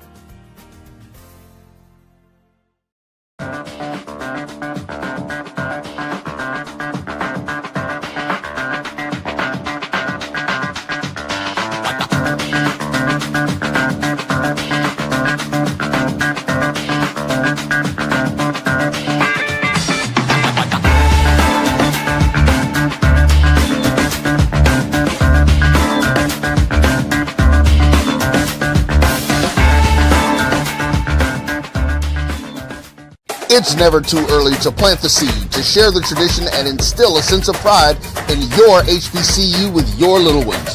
HBCU Pride and Joy Children's Boutique helps you share your school spirit with a wide selection of adorable kids apparel and accessories officially licensed from your favorite HBCU. Visit hbcupridejoy.com and follow us on all social media at HBCU Pride Joy on Facebook and Twitter. Sugar Chateau Desserts is a specialty bakery located in the Charlotte, North Carolina metro area. We will create delicious and one-of-a-kind treats for any occasion.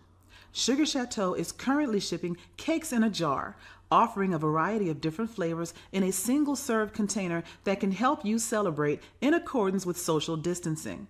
Place your orders today by calling 803-526-7895 or visiting sugarchateaudesserts.com. You're looking for the latest information on Southern University sports, the Southwestern Athletic Conference, and HBCU athletics. There's only one place to go.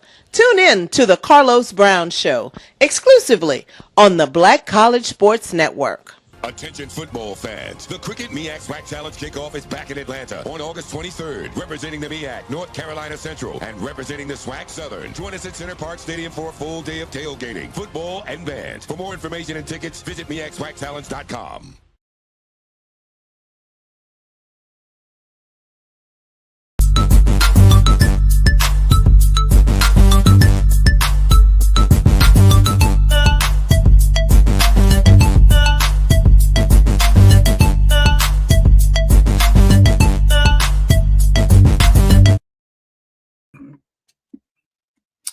All right, welcome back to the BCSN Sports Wrap.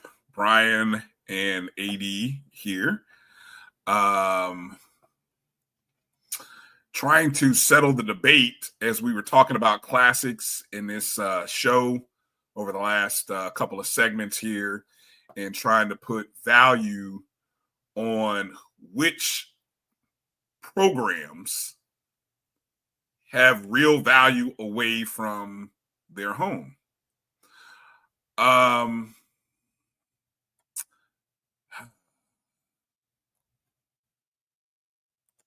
think he come. Hold on, let me go here. Hold on. What are you doing, Drew? Hold on a second. Hold on. Yeah, hold on a second. I don't think Alcorn would be in the mix. Israel. I don't. Can't see Alcorn. Howard, it has consideration. That's something we're talking about. No, EA, Virginia State does not have the kind of value. No. and you're funny. Yes. A baker's half dozen. Yes, that's what I'm coining 7 as. That's what I'm coining 7 as. And 2 more options here. Howard and Morehouse. I see a common theme here. I don't know about Morehouse though. We love Drew. We love Morehouse. I know. When our neutral sites last year, we drew pretty good. Chicago, New York, we drew pretty good. Because and a lot of that has to do with how deep your alumni base is. Yes. And I will say this in Morehouse defense, we do a good job of getting out to the alumni in that specific region. Just like when we went and played basketball in California, our alumni fairs hit up every alumnus in the state of California, Arizona, Nevada, anybody on the West Coast. So that also has a lot to do with it, Brian. But we're getting that information out to these alumni associations in the area when you're taking this game out of state. When I'm looking at the 2 schools on my mind are Howard and North Carolina A&T. Okay. Here's the thing. I know A&T has the larger numbers. Okay. Between the larger alumni base, the larger student enrollment, I get all that. But as Drew said earlier, being in the CAA and really having a diminished role in college and Black college football over the past 5 years, I don't know. Like if I were having a classic in, well, you've been good in Atlanta, but I like the fact that, let's just say there was an HBCU classic being played in Chicago or Dallas. I know there's one in Vegas. Pay attention to the 2 schools they have coming. Aren't they part of our list? Interesting, right? The Vegas Classic features 2 of our schools, the 2 schools on our list. Would North Carolina A&T draw? Would the Aggie Nation roll to Vegas, Dallas, Chicago? And that is the point that I have. That's the troublesome part that I have with Howard right there, EA, is that they couldn't even draw 10 to 15,000 people to come to a national championship game. Because they knew they had no chance. When has A&T played in Vegas, Ram Nation? When did that happen? I missed that.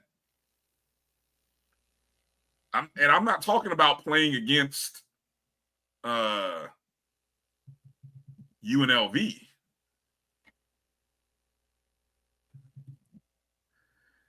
See, I'm gonna give you another advantage for A&T. Yeah. Band. Because bands matter in this conversation. What was the attendance for this game, Roy? Southern versus A&T, 2003. Somebody hit me with some numbers on that game. So for me, Drew, if I added a 7 school, I guess I'm putting an arm behind my back. I'm going to say North Carolina A&T, but I would rather keep it to 6 and just stop there. But Brian, what was the one thing all those schools we listed had? What? Good bands. Good bands. Great bands. Great bands. Yep. Which I think is part of the draw. Part of the draw. Yep. Part of the draw. And I think they also have historical relevance, significance. Significance is a better word. Tuskegee. They had HAD.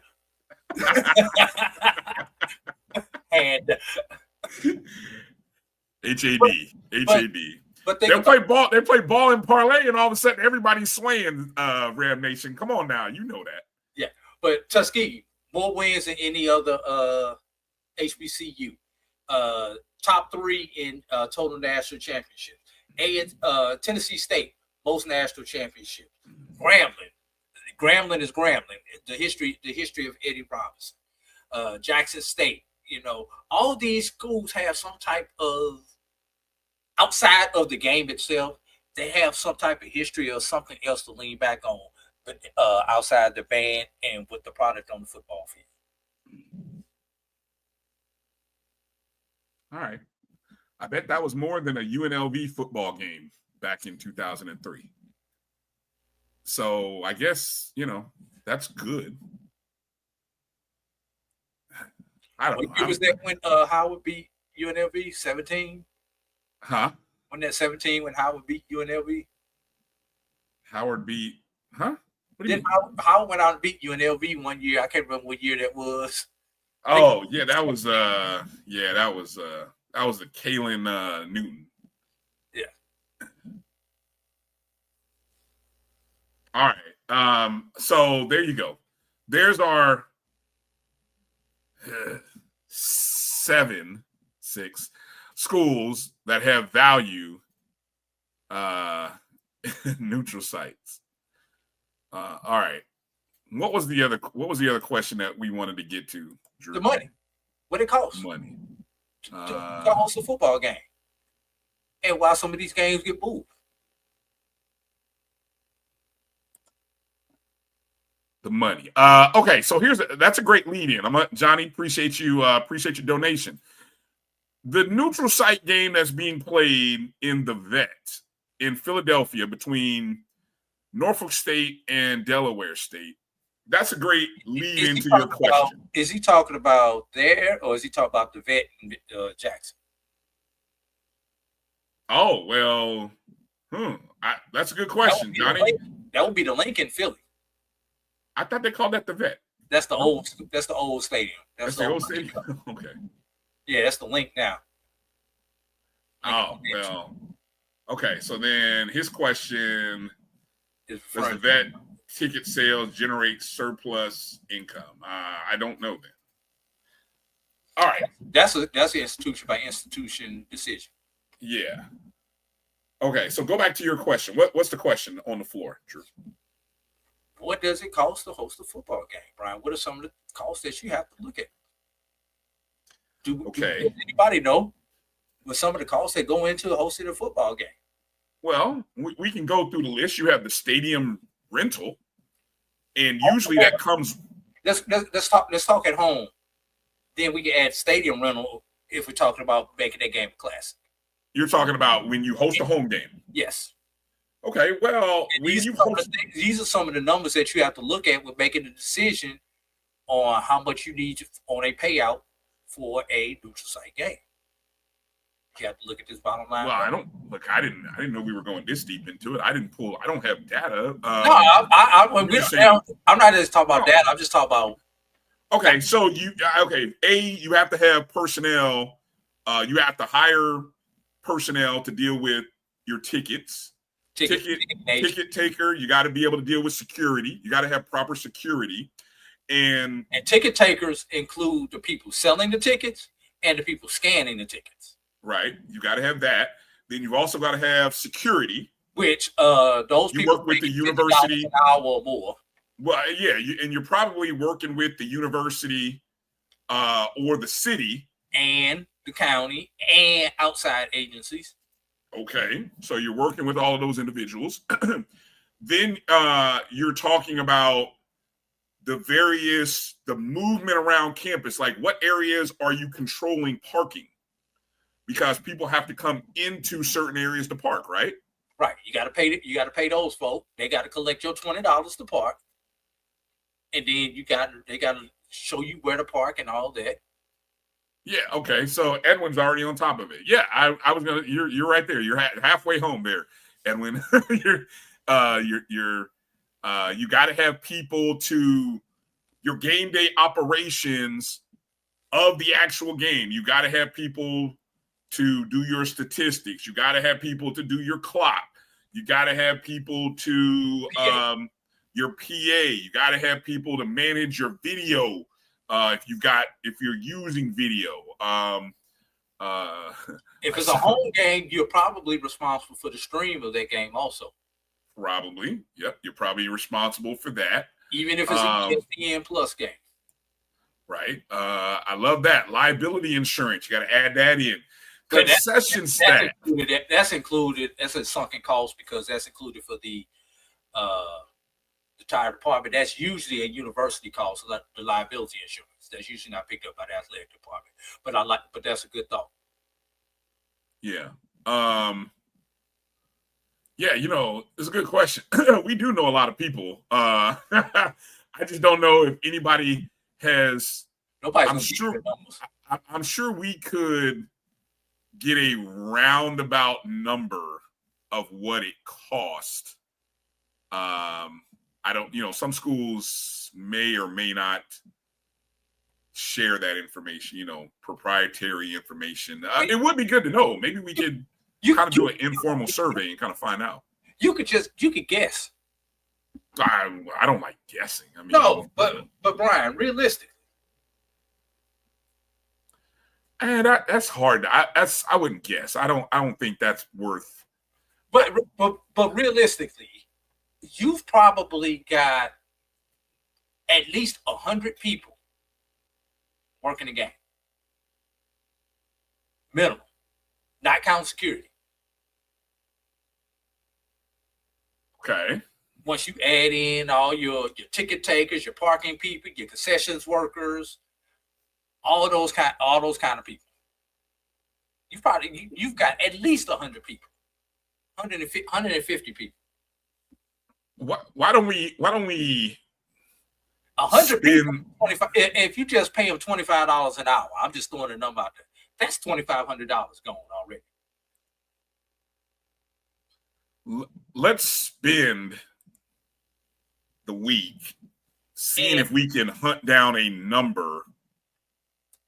And some of it might even be in some of these budgets, but I mean, maybe we could even get a rough number just to say, what does it cost to produce a home football game, excluding homecoming? Now, I think homecoming, whatever your base is, I think homecoming tripled it. Oh, triple? Okay, fair. That's fine. But I would say non-homecoming. What does it cost to do a non-homecoming game? Yeah, triple it for homecoming. If you're spending $5,000 a game to host a game, it's $15,000 for homecoming. Right. And now, so let's just say it costs you $10,000 to host a game on campus with everything that's said and done. Oh, I think it's higher than 10. I just want to keep it up. And Edwin put in there early in the chat about the FAMU Valley game. Yeah. Thinking that FAMU was going to be a big draw for Valley. Edwin, that game last time FAMU went to Itabena only had 1,500 people. How many people can fit into Rice-Totten Stadium? It don't matter. Only 1,500 of them.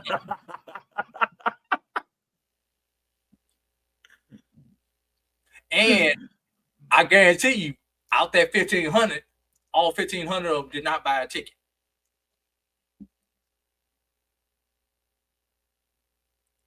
So 10,000 people can fit in Rice-Totten Stadium in Itabena, Mississippi. So that was less than 20%, Andrew.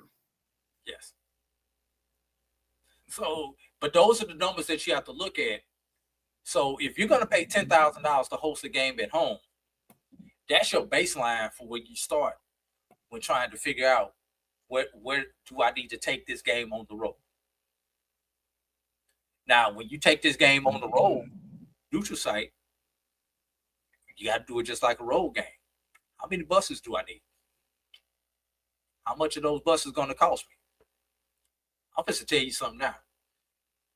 Football, you're not going to get a bus realistically under $3,000 to $4,000 per bus. Football teams travel with at least 3 buses. Right. You're probably spending $10,000 a game on buses.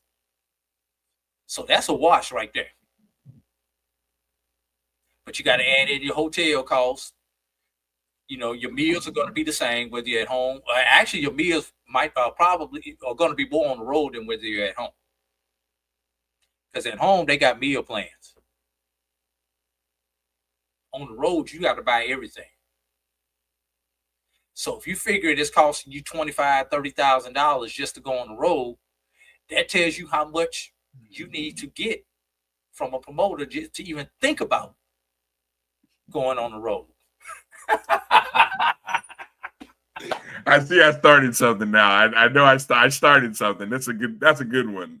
that's good. That's pretty good. Oh my goodness, man! But it's been a fun topic, man. But yeah, just some of the things you have to think about before deciding whether you're going to take this game. And for Valley, it's well worth it. And yes, Valley is banking on the fact that FAMU draws well in Atlanta. Yes. That promoter is banking on the fact that they draw well in Atlanta. Valley is probably going to lose money on a game where FAMU comes to Itabena. Because again, and here's why I agree with you. I go back this season. Mississippi Valley State actually has a very good home schedule in their stadium, in Rice-Totten Stadium. Hold on, I'm gonna pull it up because I think we talked about it last maybe one of these weeks, right? They have coming to them at home. They've got Southern coming to them at home. Okay. They have Jackson State coming to them, right? Homecoming is against Lincoln University. It's homecoming, so you should draw people, right? Which Lincoln? Right? Huh? Which Lincoln? The California Lincoln. Okay. Homecoming game. And the homecoming Lincoln. The homecoming. And the one you play on homecoming. And then Texas Southern comes to Itabena. So again, they could have been playing Lynchburg. Well, yeah, it could have been. But again, Southern, Texas Southern, Jackson State, and a homecoming game.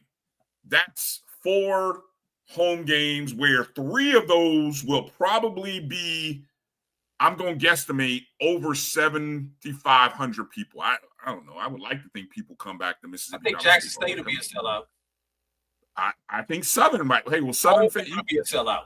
Will Southern go to Itabena? You Southern fans, you guys tell me. Edwin, are y'all going to Itabena for the open of season? See, here's the problem, Brian. And this is why sometimes, especially for places like Itabena, nobody stays in Itabena. No, they don't. It's the same problem we had when I was at Tuskegee. Nobody stays in Tuskegee. There are no hotels in Tuskegee. So the community only gets limited benefit of a home game. Who is the other game? G-Boom? Who's I'm looking at the schedule now. Who's the other game?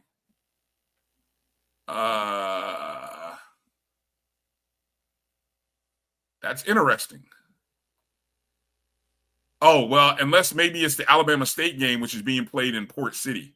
The Port City Classic. Maybe that was originally supposed to be a home game. But that would not. No, well, you get 4. You're going to have 4 conferences. Oh, you know what? Maybe it is because that's probably it. Because the Texas Southern is not a SWAC game. That is a non-conference conference game. Okay, so then Alabama State. So then I guess they did move that game too. That's something that the Port City Classic has been very good at, is finding a game for Alabama A&M or Alabama State that's not going to draw well in the other places, city, and move it to Mobile. That's what happened last year with the Alcorn Alabama State game. All right. So, well, what is it? Not an issue. Weed stay. Hold on. He said weed. We would. Weed is short for we would stay. It doesn't sound like Edwin's going. Doesn't sound like Edwin, you're going to that game. That's what it sounds like to me. Edwin's like, I'm not going up to Intervena. Because that's not a day trip. Jackson, that's a day trip. Yes, I get it. Day trip. Go up and turn around. Yeah. All right. Well, we're going to try to find some official. Well, again, my God, if you notice, Kelvin had dropped a good note in there about 15,000 people costing about 75,000. I'm going to see if we can find some numbers from a couple of schools, because it does vary from school to school. Obviously, every school, your size of your stadium will dictate your cost. But I would imagine every school does have a number, even if they round it up, to say it's going to cost us, this number. And so everything we're doing is we're hoping to sell tickets and find other generating revenue opportunities throughout that day so that we have a surplus at the end of the day, right? And that's what it's all about. And that's what it should be about. And so while you take away a home game, one of the things we looked up, hold on, what did I tell you to look up? The head coach of... He did not play in Atlanta. He didn't. Okay. We were trying to figure out who might be behind sponsorship or the promotion of this game in Atlanta. And so I don't know. Yeah. We were tossing around some different names, teams, organizations. So, but okay. All right. So, but good discussion there. Favorite classic, Drew. What is your, as we kind of put a bow on this segment out, classic, what is your favorite classic? One, you only get one. Like if you're going on one, you know how we like to do our fantasy tour. No, you cannot. No. I'll just tell you. I will tell you why. No. I will give you the favorite classic that I've been to, and then my bucket list classic. All right, well, that you can do. That one you can do. Favorite classic you've been to, and the one that you want to go to that you have not been to yet. And this is tough. So I've been to a few classes. I want to hear you guys in the chat room too. Specify bucket list classic and the classic that you've been to. Favorite classic you've been to and the bucket list classic that you're still trying to get to. I want to do it like this, Brian. I don't want to pick a classic where my two alma maters have played in. You're always changing the rules. I agree. I'm not going to pick one that my two alma maters have played in. That's fair. Okay. So with that being the case, I have to go Magic City. Okay. Which one? Magic City that you've been to? Yes. Okay. Yeah. And bucket list is Bayou. Okay. Every year I've tried to go to the Bayou, something pops up that Thanksgiving weekend that prevents me from going. So Magic City that I've been to, I've not been a homer with one of my institutions. And then Bayou. Now, granted, I have not been to the Magic City or the Bayou, but because of the city and location, the Bayou is the bucket list. I can think of nothing better than being in New Orleans and eating New Orleans cuisine for Thanksgiving week or weekend. It don't have to be that weekend. I just like New Orleans food. Well, thank you. That part right there. So that is the bucket list. And for you, again, I'm trying not to use Florida A&M, which makes it hard. I'm trying to see what classics have I been to. Favorite classic. Oh man, the Circle City is so close to my heart. It really is. You want to count Circle City before you came to fam? You can. And I think I will because I attended from 84 to 91, which were all the years that I was in either junior high, elementary, or high school. I attended all of those Circle City Classics. And a couple of them, FAMU was there, but I was there for all of them. So, you know, I had a good string. So I would say those because there is nothing like that Saturday in Indianapolis back then. Because we had the parade. The Circle City Classic parade, Drew, was probably more exciting than the game. I'm not gonna lie to you. The parade was an awesome parade. It would start sometime about 9 o'clock in the morning. And I don't know, do these other classics do parades? And I'm curious, you guys who've been to classics. The Circle City would do a parade, and you would have. I'm doing Friday instead of Saturday. No, this would be Saturday morning because the game was in the afternoon, right? So the parade was in the morning. Man, there'd be a great crowd of people out. So it'd just be people, black folks all around downtown Indy in the mornings. You go to the parade, you'd see there not only be the college bands, but you'd have some high school bands marching. And then you had the floats, you got dignitaries, celebrities. But it was just a really cool thing to go to the parade.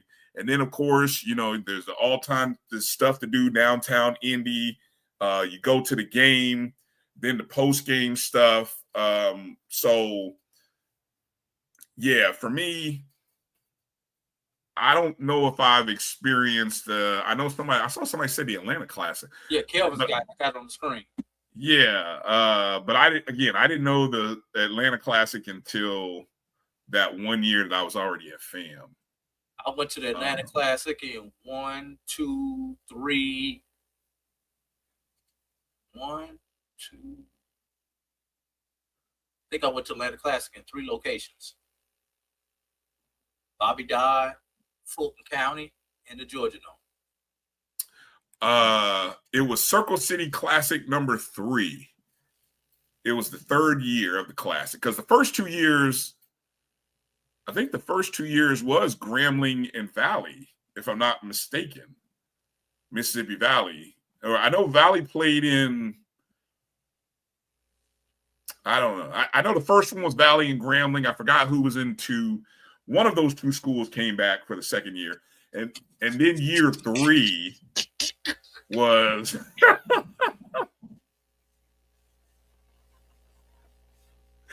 year 3. Yeah, so I'm gonna answer that question. Did they actually play on the field? Was that a game? Hillman versus Hampton. That's an exciting. I'm sure that might have been a lacrosse game though. I think they did in basketball on one episode with Sinbad, but did they do that?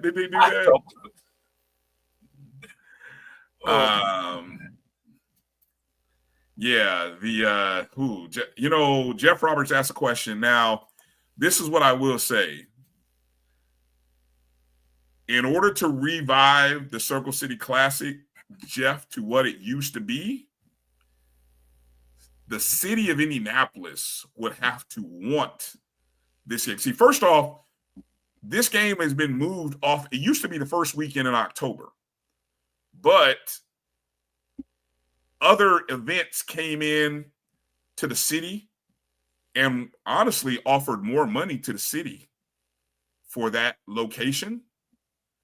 And they essentially pushed the Circle City Classic up a weekend to the last weekend of September.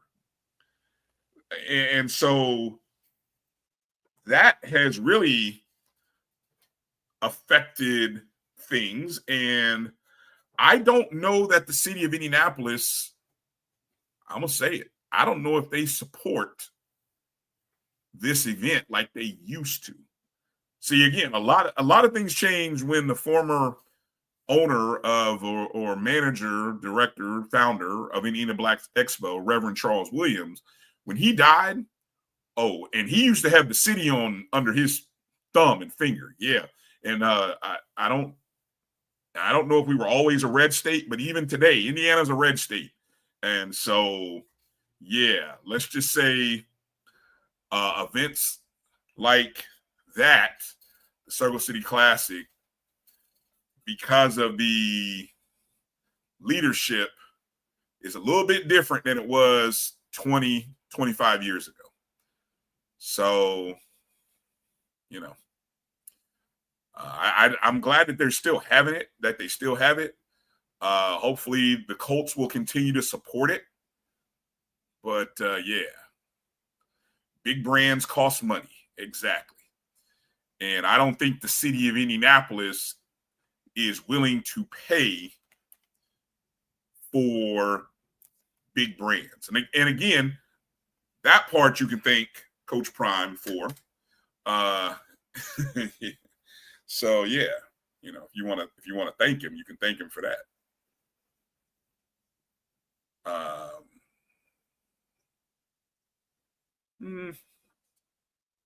Again, you know, that there's a reason why they're drawing Division II teams.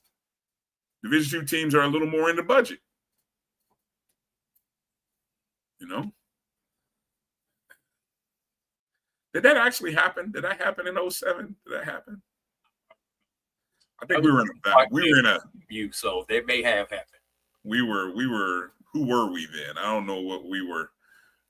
This was coming off of the Division I debacle. What you say, FAMC? Yes. Yeah, it wasn't our finest era at that point in time. So we might have slipped up to Winston-Salem State that year. Yeah. Yeah, it's tough. It's tough out here. So even with the television partner, and again, I don't, you know, ESPN Plus or ESPN, one of the ESPNs have picked the game up. I mean, they would have to really, you know, you'd have to get some sort of support from some local business or entity in the city, whether it be the, you know, Cedric, I think the last time Jackson State went to Lucas Oil, didn't they lose to Kentucky State? Wasn't that the last time that y'all were out there? I'm just curious. I mean, you know. But I would love to go to Vegas. I am jealous, though. I will say, I would love to go to Vegas. If I'm a Jackson State or Grambling State supporter, there is so many things that could be done centered around this Vegas game. Oh, man. Bryan, if I did not have obligations, I would be out there to cover that game. I'm right there with you. I would be too. I would be too. And so, yeah.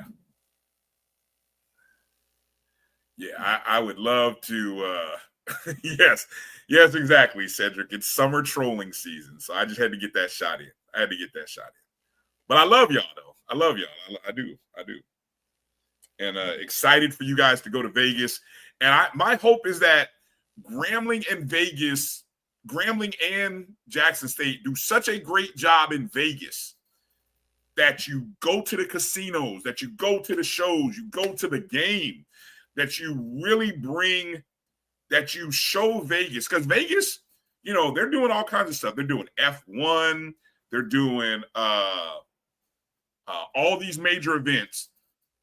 Bringing HBCU football to Vegas would be huge. And it could be a great setup for the other big brands, the 6 that I mentioned,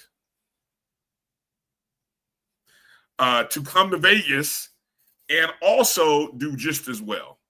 So don't disappoint. Let me see. All right. Hey, 42,000 tickets. Oh, man, that is awesome.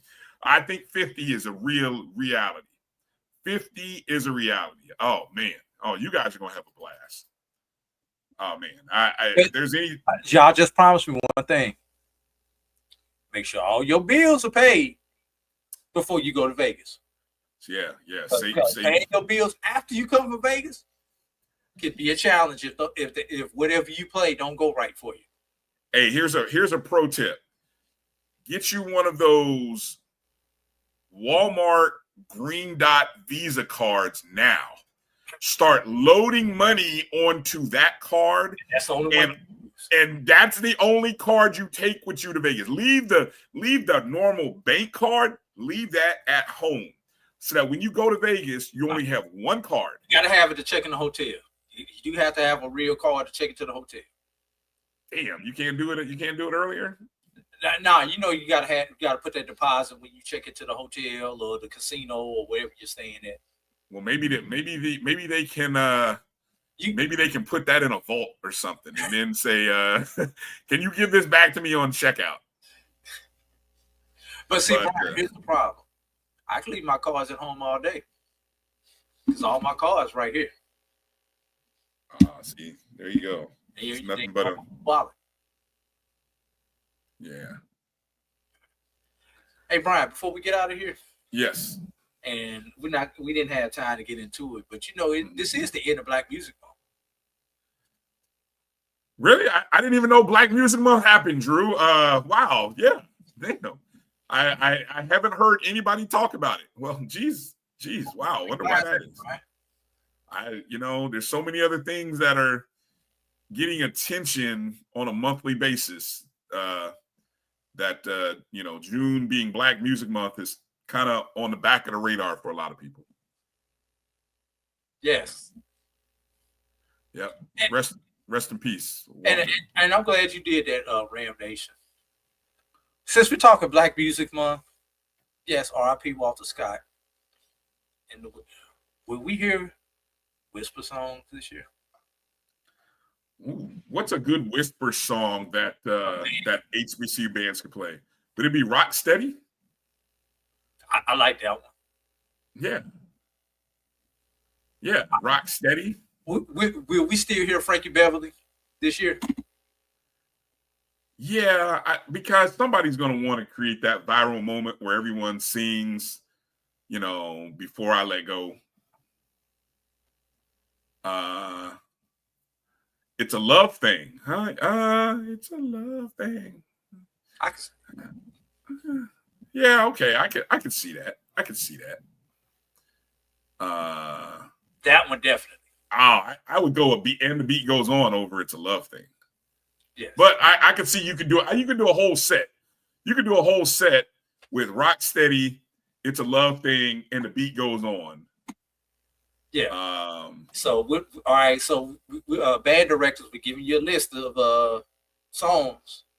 You forgot about Angie Stone. Will there be any Angie Stone? Oh, okay. Will there be some Angie Stone? She passed after football season. Yes. So Frankie Beverly, Angie Stone, the Whispers.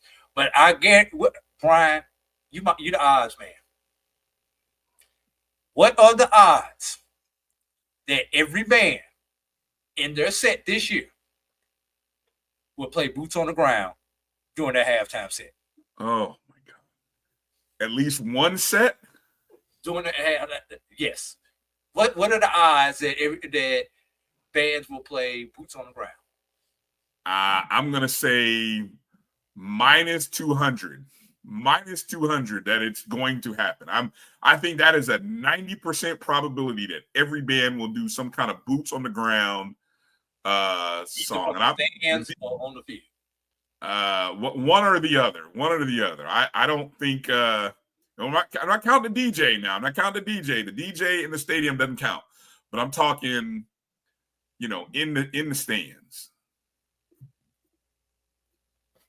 Yeah. Definitely. I wonder what we're gonna hear this year. No fans. No, somehow they will find a way to work fans into the set. They'll pull them out of their uniform jacket and you watch. They'll find a way. Hey Brian, will they have the sign at the stadium entrance just like they got the umbrella sign, no fans? No, because they keep sneaking the fans in because you don't want to. They're gonna pull them out the women's purse. Right. Who's going in those purses? And then, even if they're clear purses, I mean, what? Yeah, see, they'll definitely play boots on the ground in the stands. Yeah. It is what it is. Well, that's our tribute to Black Music Month. Figuring out what songs will be the hot songs that our bands will play this year. Yeah, that's a good one. I don't know. Has there been any other summer bangers that have captured the nation like boots on the ground? I can't think of any. It's been a minute. Yeah, it has been. It has been. The song has, especially when you're thinking about something that a band can play. Yeah. Well, all right. We'll see. We'll see. But you know something? I will say this. Think back when Michael Jackson died, back was it 2009, you know, everybody had a Michael Jackson song in their set back then. When Prince passed, you heard Prince songs in the sets. So there's probably gonna be a Beyonce song in there too. Oh, you know somebody's be in there. Huh? Bay is definitely gonna be in there. Yeah, somebody's gonna have a Beyonce song. Given the fact that she was on summer tour, she's made a donation to the Ocean of Soul, I believe it was. Yes. If they don't play her whole set. You better have the first game of the season should be dedicated to Beyonce, a Houston native. Exactly. Hey, Brian, you think we're gonna get some Taylor Swift? Crickets. No Taylor Swift. No Swift. No. Yeah. So anyway, all right. Any other interesting news and notes? How many of you guys are? Oh, one more. I guess next weekend we will have a show, so we can speak about the Swingman Classic, which will be the following weekend. So we don't have to necessarily talk it, but I will encourage. Let me encourage everybody. I saw the first snippet of some interviews that Roy Wood Jr., the comedian, is doing in conjunction with MLB to spotlight HBCU baseball programs and the Swingman Classic. And I think that is really a good watch. I believe I saw the Grambling State one this morning. Apparently, he's already done one with Texas Southern. And then I think the other two schools, don't quote me, I think it's Southern and Alabama State. I don't know. There's two other schools. Somebody might know if you saw the post or saw the tweet from Roy this morning. But I know, again, yeah. What is that? Bands are missing the boat. Not playing Taylor, Blake, and other white artists. You know what? I do agree with you there. I do agree with you. You would benefit probably from playing and dancing to a song that your audience might be more familiar with. So I agree with what you're saying there. Yeah. Gotcha. What is this, Adrian? When are we shooting another music video? I don't know what you're talking about, Adrian. I think he's talking about last year's football distraction. Or was it 2 years ago? 2 years ago. Every year there's been a distraction of late, so I don't know. Another distraction this year. Hey, Brian, one more day. Tomorrow's a magic day, Brian. It's the last day of the month. Yes. Last day of the fiscal year for most colleges and universities. And the last day to do what? Ooh. Declare if you're moving conferences. Uh-oh. What are you saying, Drew? What are you hinting at? Will we see any movement tomorrow? Mm-hmm. Tomorrow's the last day. Tomorrow's the last day to declare if you're moving conferences. Xavier moved this past week. Zula moving. Okay. I'm going to say hard no. I like minus 5 500, Drew, that no teams that haven't already announced they are leaving tomorrow? I don't know if I'm going that high. You know, I've heard the rumor mill there's still one school that I've heard that may be out there that's considering a move. So we'll see if that comes through tomorrow. What announcement would really shock you tomorrow? Nothing. Nothing shocks me anymore. Brian. Nothing would shock you anymore at this point. To be honest with you. What odds would you put on an announcement from here's a good one to get people riled up. What odds would you put on an announcement coming from either North Carolina A&T or Hampton that they are moving back to the MEAC in 2020? Be 27 at the early. 27. What odds would you put on that? No, it would be 26 they could move. Yes. Okay. So 26 for the 26-27 year. What odds? Talking to me. I think it's a year away. I think it's a year away. I think it's a year away. So you think by January 30th? Okay. So here's the question. By January 30th, 2026, will North Carolina A&T or Hampton declare that they are leaving the CAA and moving back to the Mid-Eastern Athletic Conference? You mean June 30th? What'd I say? January. June. Okay, let me rephrase. Let me rephrase it. Let me re-clarify the statement. That way we get it right on record. By June 30th, 2026, will North Carolina A&T or Hampton University declare that they are leaving the CAA and returning to the Mid-Eastern Athletic Conference? Yes or no? There it is. I think one possible. Yes or no? I said one. You said one yes, one no? I think one. No, neither. No. Okay. So by the sounds of it, I would say the odds would be plus. So I would say the odds are plus 1,000, plus 1,000, plus 1,000. $100 would win you $1,000 if it happens. Here's one, Brian, for you. Oh, that's an even longer odds. That's longer odds. 2 or more. And I would make that odds like plus 4,000. I would put plus 4,000 on that. Here's what you need to monitor, Brian. Mm-hmm. The MEAC TV contracts are coming up. Talk to me. The MEAC TV contracts are coming up. Okay.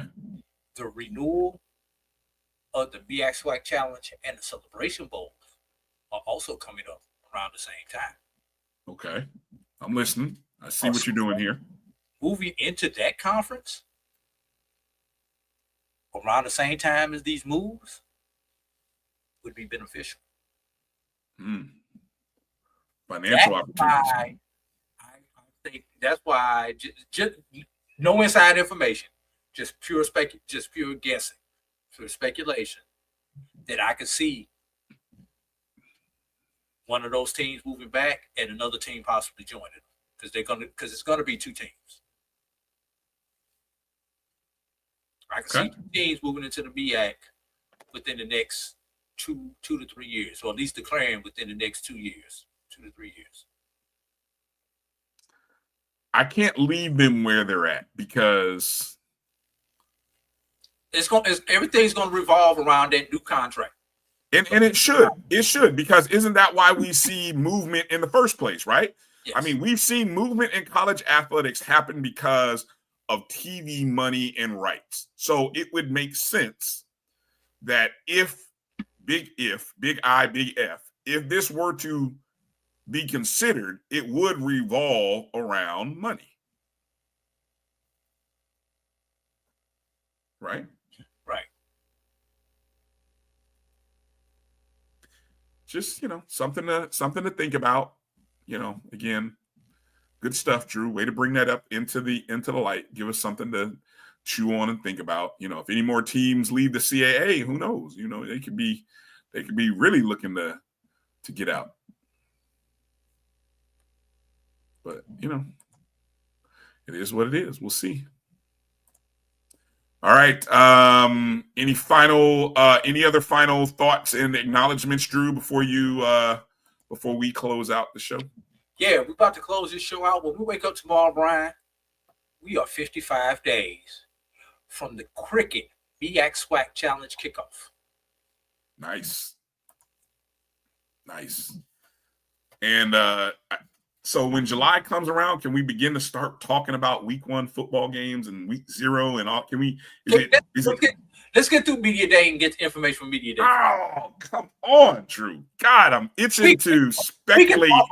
We can talk about matchups and possible stuff like that, but we can't get into any type of analysis until after we come back from Media Day because we don't know who on these doggone rosters, Bryan.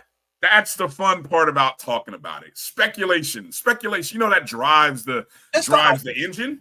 Let's start our fantasy tour again. Yes. Okay. Fantasy tour. We will start that up. Okay. We can start that up. That's legit.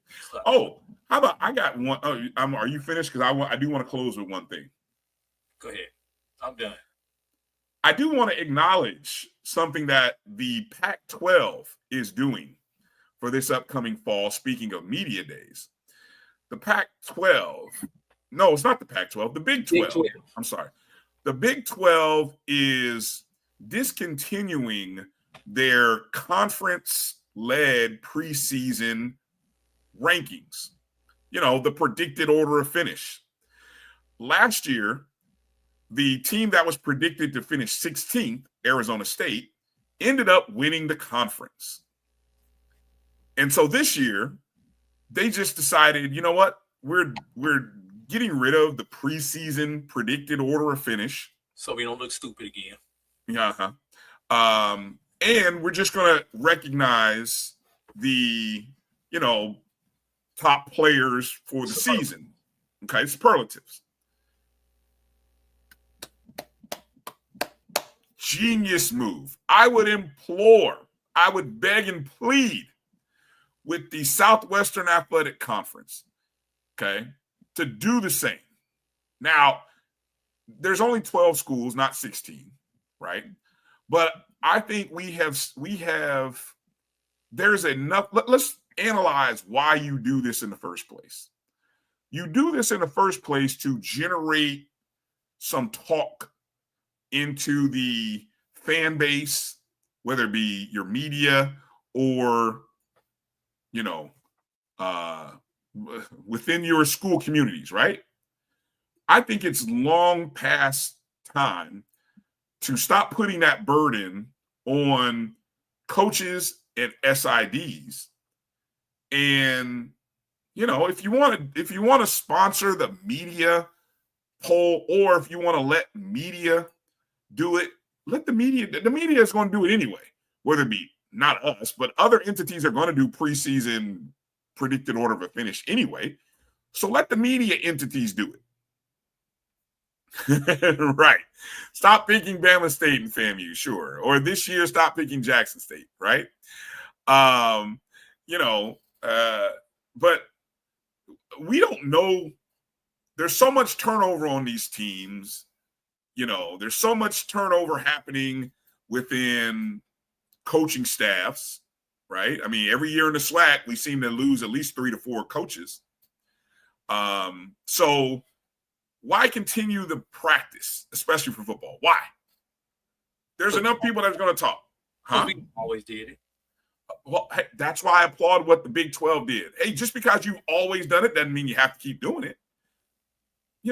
So, hey, memo to the SWAC. We don't have to have the predicted order of finish.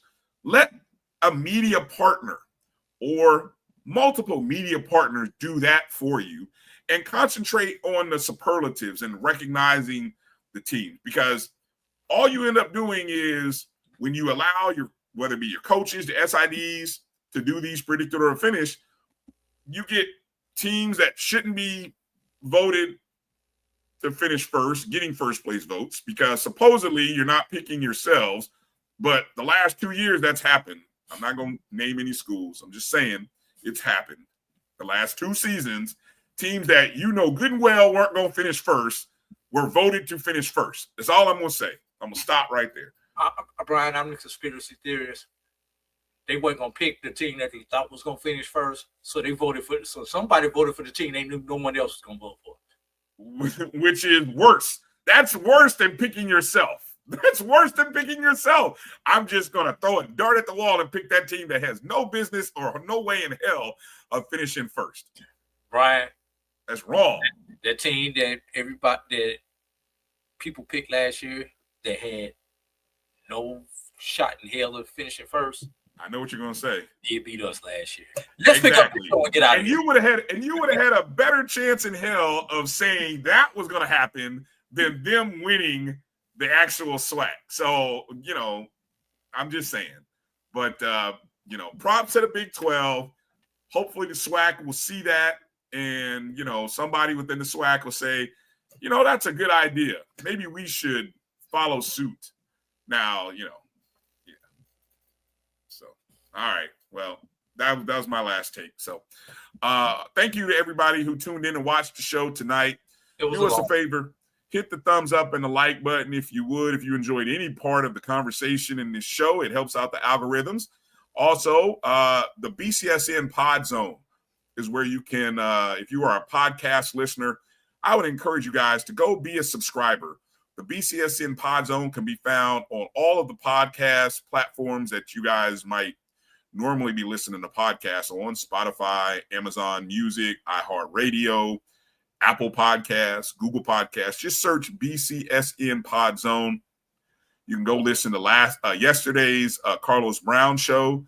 You can catch our show again Tuesday, Wednesday, Thursdays, Dr. Cavill's Inside the HBCU Sports Lab, or the ONG Strike Zone on Wednesday nights. But all of those shows can be found on the BCSN Pod Zone.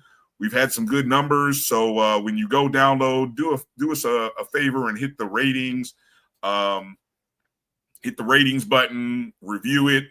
It just all helps the algorithm and continues to put eyes on HBCU Sports, Black-owned media, HBCU Sports media, all the things that we are trying to do here. So that's my final plug. That's going to do it for tonight. Have a great week. The 4th of July is coming up. My sister has informed me that, Drew, we no longer celebrate the 4th of July because we've had Juneteenth. So I guess Friday is just going to be a day where fireworks are going off. Need everybody to make one pledge. What? I need you to come to the show next Sunday with the same amount of fingers and toes that you have this Sunday. Yes. Yes. Please make sure that, please. Yes, please. 10 fingers and 10 toes. If you have 10 fingers and 10 toes today, please come back with 10 fingers and 10 toes. And if you do celebrate Independence Day for the country as a whole, then have a safe Independence Day off. Don't forget banks are closed Friday, and have a 3-day weekend off. If you're going to Essence Fest, I'm jealous. I'm envious. Have a good time in New Orleans. Maybe one day I'll get to attend Essence Fest as well. You don't get 30,000, Leonard, and you know that, and I know that. So get out of here with that. You don't get 30,000. You've had 30,000 one time, and that was when you opened the stadium. And then the second largest crowd was last homecoming. I'm a Spartan. I'm of Spartan blood, Lennon. So come at me with something else. Let's get out of the show before I cuss. Bye, everybody. You guys have a great week. God bless everybody. Have a safe weekend. Peace out. About to get me fired up in here if I get the cussing at folks. Boy, where's the button? But you stay on hard.